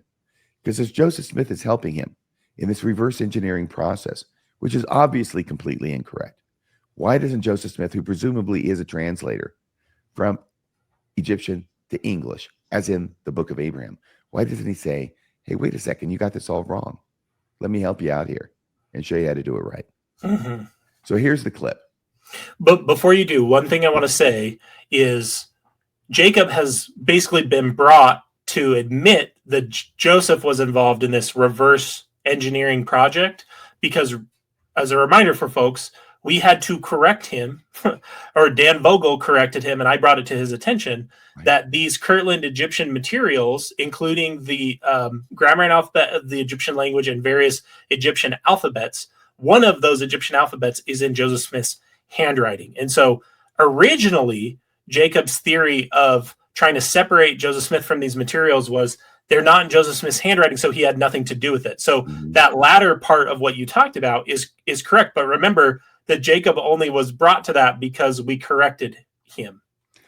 Very good. Thank you for mentioning that. All right, let's see about this clip now. And all that kind of stuff. Right, And I see what you mean, and I do think that is true. I think it's an interesting thing to see, but at the same time, while there is a lot of interesting, potentially confirming evidence of Mormonism, for me, if there is an important enough fly in that ointment, it's enough to sort of bring the whole thing down like a house of cards. And you've got to understand how it sounds to me to hear that you've got a guy who claims to translate some Egyptian hieroglyphics. We discover the papyri that he owned. It doesn't some even of it, some of remotely the, some match. of the papyri. And then the response is kind of like, there was probably another bit that did have a biography of Abraham, or maybe he read this funerary text and somehow used that as a catalyst to get some revelation about the biography of Abraham's early life. Fully I fully know what you're saying and what that sounds like. Like I'm not here saying the Book of Abraham is the reason that I believe the Joseph Smith story. It's on the side of the scale of reasons to doubt. It's one of, I would probably say, it's probably the biggest. Yeah. You're right. I mean, and I fully acknowledge that. This is a point of dispute that you had with Cameron Batuzzi recently. Do Correct. we have evidence that Joseph Smith putting the text of the Book of Abraham alongside hieroglyphics, attempting to sort of match up the hieroglyphics with the Book of Abraham as we know it, showing us again, that the hieroglyphics we know are wrong were connected to the Book of Abraham that we have today? So the what we have are known as the Egyptian alphabet and grammar document, which is a document that there was. See, it's a very complicated story because we know even before they got the Egyptian documents, W.W. Phelps, who was an associate of Joseph Smith and also worked as a scribe sometimes along with some others, he was working on a sort of like reverse engineering ancient texts to try and discover this undiscovered language. Okay, this original human language. That was a project that he was involved in. And Joseph, to some extent, was certainly, I think, involved in that project. Yes, he was. So however, why are you mentioning what we have is records, and again, this is a whole rabbit hole you can go into with a lot of stuff, but the basic thing is W.W. Phelps was involved in this project, and we do have evidence that he was involved in taking the text from the Book of Abraham and trying to revert what I believe was reverse engineer the rendering that Joseph gave through Revelation to try and connect it to his sort of project to try and figure out what this original human language is. And so anyone who wants to sort of account for this and say Joseph Smith was the one who produced these documents, they have to deal with the fact that it is with the fact that Phelps was already involved prior to the translation of the Book of Abraham in this sort of project to decode ancient languages. And so it's perfectly plausible in my mind to say that Phelps took what Joseph had rendered and then went back to see if he could figure out how to make it.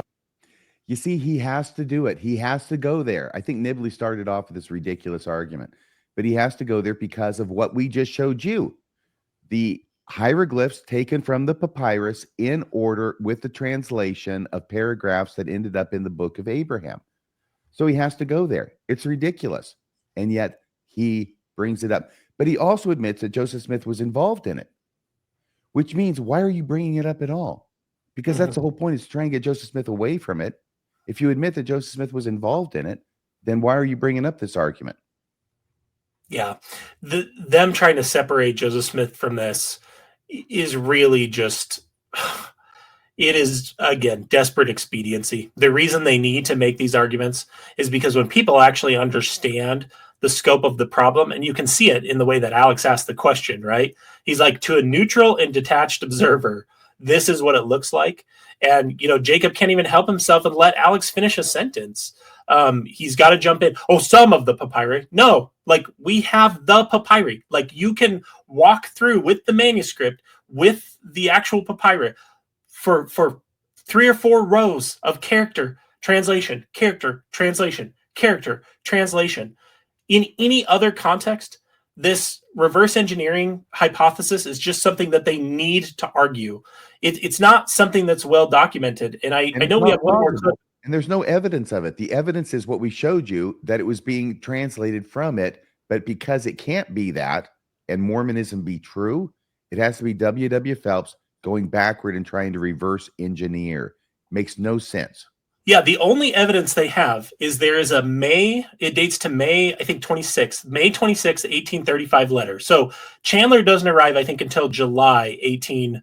I'm sorry, I said 1836. I meant 1835. Chandler doesn't arrive with the mummies and with the papyrus until July 1835. And so they point to this letter where on the very back of the letter, Phelps, he's writing a letter to his wife. Phelps writes down several characters that he claims are in this like pure Adamic language or this pure language. And that's the sole piece of evidence they have to create this scenario where Joseph Smith is playing second fiddle to W.W. Phelps and the other scribes involved with the process. One of the scribes, by the way, is Oliver Cowdery for this process. So remember what the apologists are trying to argue here, like that we're just bringing our wicked ex-Mormon assumptions to the table. I would say when we've got Oliver Cowdery acting as scribe for at least one of the Book of Abraham manuscripts and for one of the alphabets, that looks exactly like the Book of Mormon translation process. And they want to sell you this narrative that you're crazy or that you're just bringing assumptions to the table by assuming that it worked in the same way we know that Joseph worked with scribes in translating and recording his revelations. Again, this is where I think it comes down to they have to make this argument because of the desperate expediency of the problem that the Book of Abraham poses for Joseph's claim to be a prophet. Yep. Book of Mormon process, as described, a glyph, a character appears, and then underneath it is like 20 to 30 words, which Joseph Smith read off. And that sure looks like what was going on with the Book of Abraham in those documents we looked at. Yeah. I know you have one more clip, and then I really want to drive the point home how you really can't separate Joseph Smith from this translation process. Okay, here we go. It all work. So do we have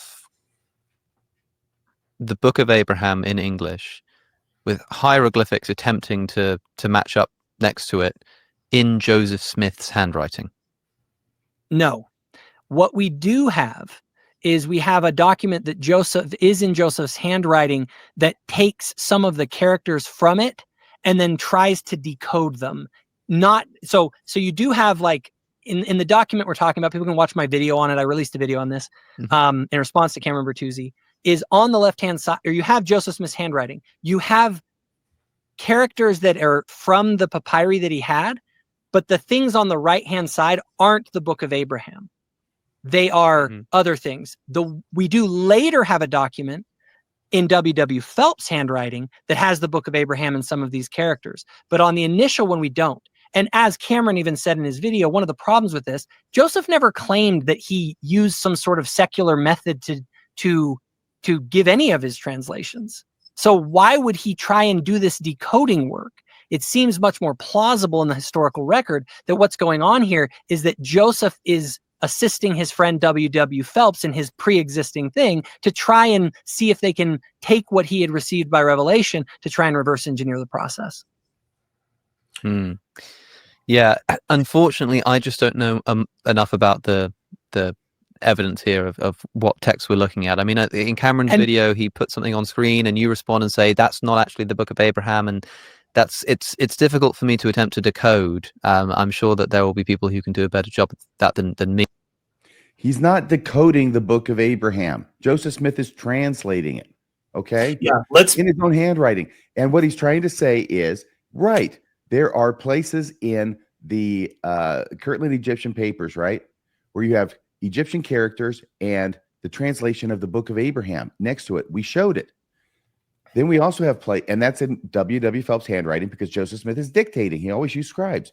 The remarkable thing is that we actually do have Joseph Smith's handwriting in a different place in the same collection of documents where he's taking figures from the scrolls, characters from the scrolls, and translating them into English. That's what Jacob was calling decoding. He tried to decode them. No, he effing translated them into English. And those translations in Joseph Smith's handwriting are something different, and it has a text that's not in the Book of Abraham. But it's obviously an attempt to translate the Book of Abraham, and a magnificent failure to do so.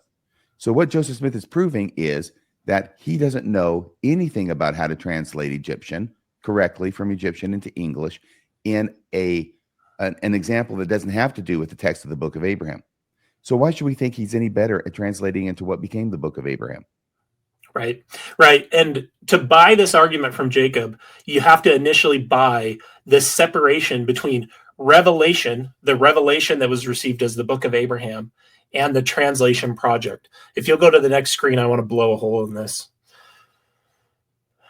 So I only pulled a few samples from Joseph Smith's journal. So Joseph Smith's journal, for those who aren't aware, was very rarely kept in his own handwriting. So I want to be open about that it was kept in the handwriting of one of his scribes, but they were authorized to write the things that Joseph Smith asked them to write. I can't remember who exactly was acting for scribe on this particular entry into his journal, but here's what's recorded on the 25th of November, 1835. And for the record, I did not just pull every single reference to translating, but here you can see Wednesday the 25th, spent the day in translating. 26th of November, 1835, the next day. Thursday, the 26th, spent at home. We spent the day in transcribing Egyptian characters from the papyrus. Now, that one I want to note is very interesting to me, because when Jacob's talking about these different documents and he's saying, we have an Egyptian, he calls it the Gale. I made the same mistake. I thought the Gale was collectively these documents. There's one grammar and alphabet of the Egyptian language known as the Gale. Then there are 3 Egyptian alphabets, which were basically feeder documents into like the Gale, which was more formalized and finished and kept in this bound notebook. One of those Egyptian alphabets is in Joseph Smith's handwriting. And one of the things that we see in that Egyptian alphabet that's in Joseph Smith's handwriting is one section of it where there are Egyptian characters in Joseph Smith's handwriting, and the the English or Egyptian transliteration in Oliver Cowdery's handwriting.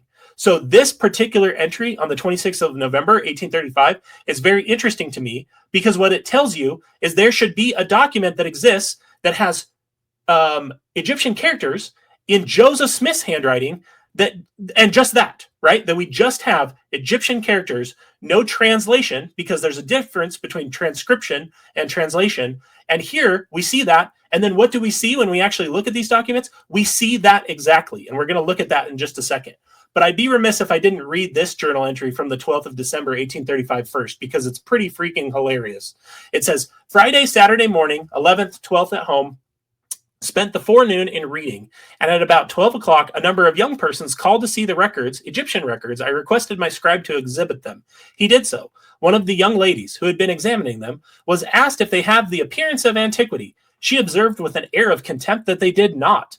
On hearing this, I was surprised at the ignorance she displayed, and I observed to her that she was an anomaly in creation, for all the wise and learned that had ever examined them without hesitation pronounced them ancient. I further remarked that it was downright wickedness, ignorance, bigotry, and superstition that caused her to make the remark, and that I would put it on record, and I have done so because it is a fair sample of the prevailing spirit of the times, showing that the victims of priestcraft and superstition who would not believe that one should rise from the dead. And all to say, there were people even in Joseph Smith's day who were seeing through his game, in my opinion. And all this person saying is that the scrolls don't look ancient. Yes. It's like Joseph Smith is extremely thin-skinned. Yeah, he is. And we can see the common refrain of persecution, bigotry, and basically saying that that's the only reason someone doesn't believe in the claim. So I've highlighted these 2 journal entries to make the point that you can't separate Joseph Smith from this translation attempt the way that Jacob is attempting to do.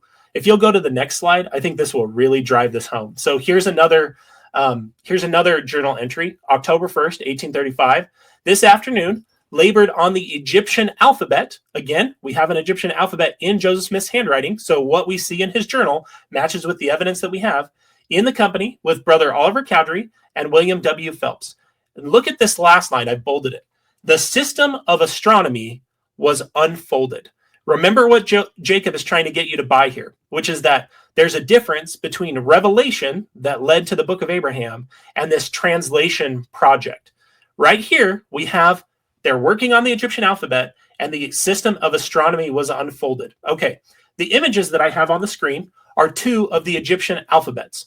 The first is the one that is in the handwriting of Joseph Smith. It also has, at different points in it, the handwriting of Oliver Cowdery and W.W. Phelps. And then I have the same characters and the same English or Egyptian, transcription in a different alphabet of the Egyptian language recorded by Oliver Cowdery. Okay, so Cowdery's handwriting is in both of these documents and in both of these sections that we're looking at. If you look at the one on the right-hand side of the screen, RFM, you can see a little crossed circle with the name written next to it, or the translation written next to it, Ja-O-A, and then in parentheses you have the earth. You then have a circle that's have just a half cross across it, and it says flow east, moon. Then you have a filled in circle that says flow Isis, and in parentheses sun. All of that is in Oliver Cowdery's handwriting. Okay, if you look at the version in Joseph Smith's handwriting, which is the one to the left, again, what the people at the Joseph Smith Papers Project have determined is that the characters, the Egyptian characters in this section of this Egyptian alphabet are in Joseph Smith's handwriting, and the English next to it is in Oliver Cowdery's handwriting. Again, this matches with that journal entry that we looked at, right? Where Joseph Smith said he was transcribing Egyptian characters. We can see Ja-O-A, Flo-Is, and Flo-Isis. We don't have the earth, moon, and sun written next to them, but here's my overall point.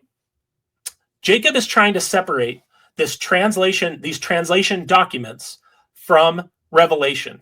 When I read in Joseph Smith's journal a phrase like the system of astronomy was unfolded, that to me suggests revelation. And if you'll go forward one more slide, I want to say why I think that's a reasonable assumption.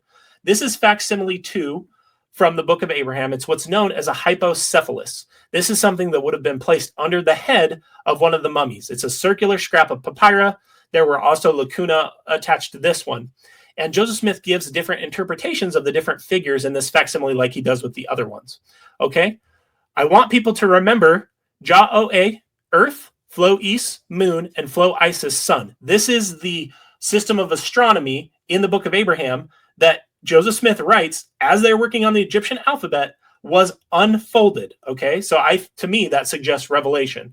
You can see that the translation for figure 1, or the interpretation of figure 1, talks about Kolob, the significance of Kolob, and then it says, 1 day in Kolob is equal to 1,000 years according to the measurements of this earth, which is called by the Egyptians Ja-O-A. If we move then down to the interpretation of figure 5, we have a reference to Flo-Is being the moon. Here's my point.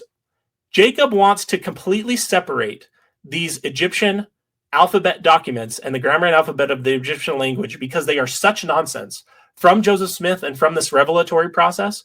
Then we have to answer the question, why are things that are in the Egyptian alphabet that, according to Joseph Smith's journal, were part of this system of astronomy that was unfolded, what are they doing? If there's no relationship between the Kirtland Egyptian papers and the revelation that led to the Book of Abraham, what are these things doing in the Book of Abraham? Now, I'll give a slight olive branch here to say that the sun is not interpreted the way that it's reflected in the Egyptian alphabet. It says in figure 5 that the Egyptians called it Inish Go On Dosh. This is one of the governing planets also, and is said by the Egyptians to be the sun. But what you do see is one interpretation of stars is Cly Flo Isis. And Flo Isis is what in the Egyptian alphabet is unfolded as the sun. So you can see a relationship between the sun and the stars there. I think that's a plainer hit than Ulashum Olashem. But what do you think of this? Yes, what do you think of this, Artham? How can someone make the claim that there's no relationship between the revelation that leads to the Book of Abraham and these Kirtland Egyptian papers when we have in Joseph Smith's journal talking about the system of astronomy being unfolded? We have records of what that system of astronomy being unfolded in those alphabets was, and it's in the Book of Abraham. How can someone make a straight-faced argument that there's no relationship between these two? Because they're hoping you don't know this. Yeah, that's the problem. I do.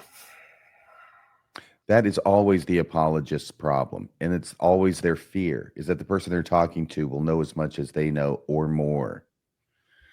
All right. Well, great presentation. Let's go quickly through these last 2 slides. Here's let me take this off the screen, put this one on the screen. And this is an interesting one. It's not a big one. But first off, notice that Jacob knows enough about these subjects to refer to it more than once as a rabbit trail, a deep rabbit trail that you could spend hours going down. So he knows a lot about these subjects. Here's just an interesting thing where he's trying to get off the Book of Abraham as quickly as he can because this isn't going well. He wants to go on to other things. And he's going to cite, first off, the reason he wants to get off to something else, that he doesn't know enough to really address the Book of Abraham issues, although he does, he just doesn't want to. But then he's going to switch it to, oh, we've got a hard time out at the end of this, and there's a time crunch, so we don't have any more time to talk about the Book of Abraham. And he's going to say, actually, that's the real reason. I just lied to you with my first excuse. It's remarkable. You've got to hear this and see if you hear the same thing that I do. Maybe I'm being too critical.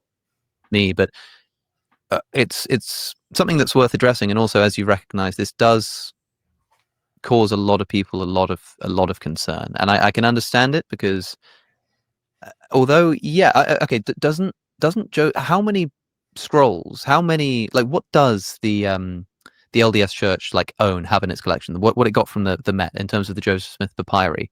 Because I'm not sure. I think it's you'd have to look again. I would. Joseph Smith says that and there I don't want to two try and dodge scrolls, this. right? but this- As far as I'm aware, Joseph Smith I- says that there are two scrolls, and I'm not sure how much the Met there are. had. Well, no, there's talk of long scrolls and then fragments of scrolls. I don't know. Again, as you get deeper into the weeds on this, I'm just not the guy to do the full depth analysis into all of it. This is a rabbit hole that is as deep as you can go. And again, it's more for the sake of time than anything else, because we are getting close here to my heart out. And Okay, so first it's because it's this deep rabbit hole that can go on. And the second reason is because, by the way, I got to go. Yeah, it's because he doesn't know. I really think Jacob is just parodying apologetics that he's heard on these issues and hasn't actually spent time looking at the documents. I know I just kind of walked through these journal entries and these different documents, but if you just go to the Joseph Smith papers and if you just type in Joseph Smith papers, Book of Abraham materials, they have a whole landing page of all the things involved. The journal entries, you can go through every single one, which is how I found those entries that I did. And all of the manuscripts, all of the translation documents, the grammar and alphabet of the Egyptian language, and the papyrus. You can look at all of this. And it's very concerning to me that Jacob wants to offer people reasons to believe when it's clear he really doesn't understand this issue. I think he really needs to focus and do a deep dive on this issue if he's going to keep making arguments about it. Sorry, I didn't mean to cut you off. No, having been in this position, I know he doesn't understand the issue, but the reason he doesn't understand the issue is because he will not allow himself to understand the issue. Yeah, he doesn't want. Yeah, because if you understand the issue, it means Joseph Smith did not know what he was doing when he was translating Egyptian into English, which is terrible for the Book of Abraham, and it becomes pretty bad for the Book of Mormon too. It becomes bad for Joseph Smith. It becomes bad for the whole religion if Joseph Smith can't translate. And that's what a study of these documents ends up proving. But that's what Jacob cannot allow to be proven, which is why I think you got to get an expert in here. You got the wrong guy, because I don't want to be talking about this. And oh, by the way, I got a heart out here and I've got to go anyway. So talk about this with somebody else. But he gets in something else, okay? Because they're going to talk about the priesthood ban. And before we move off of Book of Abraham, can I say one last thing, which is, please. To Jacob's credit, he talks about basically John Gee's missing scroll theory, right? Or we don't know the exact relationship. We hear about long scrolls. Yeah. And then he also, and we didn't play a clip about it, but he also says that he's undecided on like the missing scroll theory versus catalyst theory.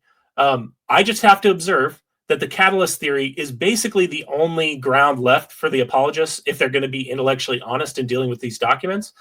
I'm going to say that, and then also say, and the catalyst argument is a huge problem, because what it means is that you're accepting that God is okay and wants you to believe in a process where Joseph Smith has absolutely no idea what he's doing. He has no idea what those documents mean, but that you can absolutely take to the bank and stake your eternal salvation on what comes out of the process that Joseph Smith didn't understand and had no idea what he was doing. That to me is ridiculous. No one else would ever make that allowance for any other thing of this level of significance. And that's why I think really the Book of Abraham is probably the closest thing we have to a smoking gun that disproves Joseph Smith's prophetic calling. Yeah, I agree. So thank you for those comments. And we'll get to this last clip, which is where he's going to make the astonishing remark that there's nothing in any of the Mormon canon of scripture that supported the priesthood and temple ban, specifically the priesthood ban, because priesthood's actually mentioned in one of these Mormon scriptures in the Book of Abraham, ironically. But here's what he has to say about the scriptures and the priesthood ban. Curse of Ham in Genesis did extend a curse generationally through to Black people in that's an old Protestant. If you look at the Hamitic hypothesis and the ideas of Cain, a lot of Latter-day Saints came into our tradition early on.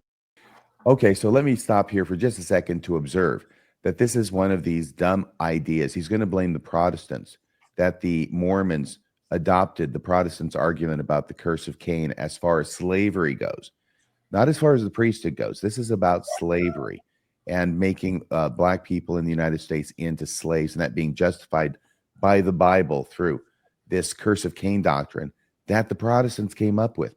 So he's going to try and blame it on the Protestants and say, well, everybody was racist back then.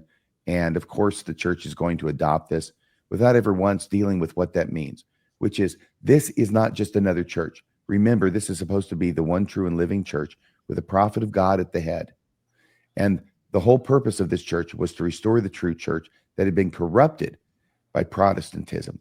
So what does it mean when he's saying, oh, well, the church just adopted this horribly racist and discriminatory practice against black people just because it was around and they adopted it? This pure, pristine church is starting to immediately adopt the ideas from its surrounding culture that are not true, which was the cause of the apostasy in the first place.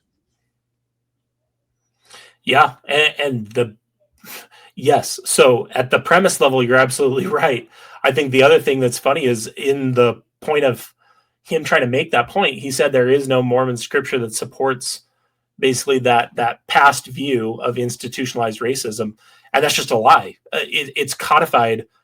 Again, shout out to Cardinellis. It's codified right in the Book of Abraham itself, which we're talking about. So you have on the screen there Abraham 1:26, and I'll just read that.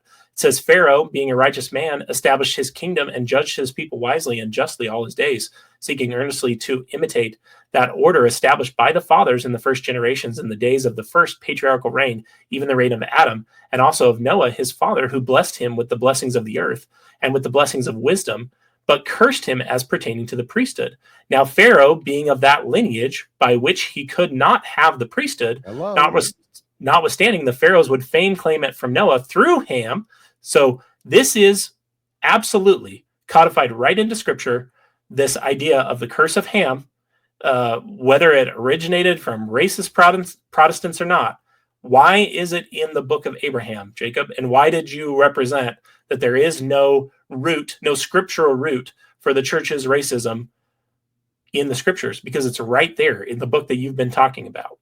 Right. And of course, there's also the Book of Mormon, which has many things to say about the curse of the dark skin of the Lamanites. But as far as black people, the Hamitic tradition, the understanding that black people descended from Ham, one of the three sons of Noah, and that it was because of that descent and that lineage that they were forbidden and cursed of God as to the priesthood, that's right there in Abraham chapter 1. So let's see if there's anything else here. I think we're pretty much at the end. Oh, the conclusion. This is your slide, I think. It says conclusion. The selective, what kind of model is that? Selective bullshit model. This is something so for people who aren't aware, and I'm sure they are if they're listening 3 hours and 20 minutes into us talking about it, Jacob has this idea that he claims that he has an epistemological model called the collective witness model, where he can basically use 5 different ways of knowing things, one of which is intuition, which is just the claim to know because you know. But my point here is if people listen to this entire interview, which I highly suggest they do, because it's really interesting, not just the points that we've highlighted, but all throughout. One of the things that I came to realize is that Jacob's criterion for why things are true or aren't a problem shifts completely depending on what he's talking about. So when things need to be in Joseph Smith's handwriting because they're damning, if they come from Joseph Smith, they need to be in Joseph Smith's handwriting.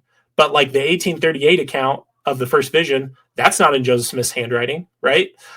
It's one of those things where... That's right. The 1832 account is. It's exactly the flip side of his argument he makes about the Abraham materials. Exactly. My point being that what criterion you choose to evaluate the evidence, or at least that Jacob chooses to use to evaluate the evidence, shifts over time depending on the expediency that he has to make certain arguments. And I want to highlight that for people because my criticism of his collective witness model is that it's really bare bones a selective bullshit model. It's something that allows you to continue believing whatever you want to believe, because you can shift your criterion for belief depending on the need that you have. And so my point, I think, in doing this series, which has been really fun with you going through all these clips, is that I want people to observe the epistemology at work. Again, this isn't about just correcting Jacob or being unkind to Jacob. It's about using these apologists as a microcosm to talk about the Mormon epistemology generally.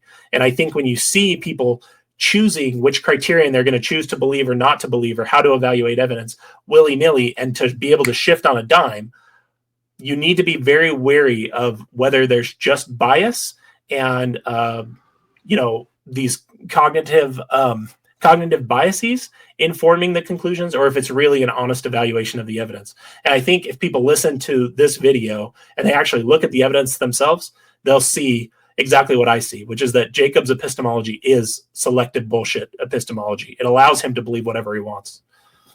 Right. And what he wants to believe is Mormonism, or at least the apologist version of Mormonism. Mm-hmm. Thank you so much, Colby. I know you've been here almost an hour longer than you agreed to. You have a really hard out, and yet you didn't avail yourself of it like Jacob did. I'll have to work till like 8 p.m. to make up for it. So that's my sacrifice for my craft. I am feeling bad, but let me get you out of here. Thank you. Thank everybody for watching. Please hit like. Please hit subscribe. Thank you to all of you who've gone the extra mile and gone to radiofreemormon.org. That's radiofreemormon.org, and made a donation today. If you can make a continuing monthly donation, $5 a month is all we ask. Your donations do keep Radio Free Mormon broadcasting behind enemy lines. Thanks again. Until next time, this is Radio Free Mormon, signing off the air.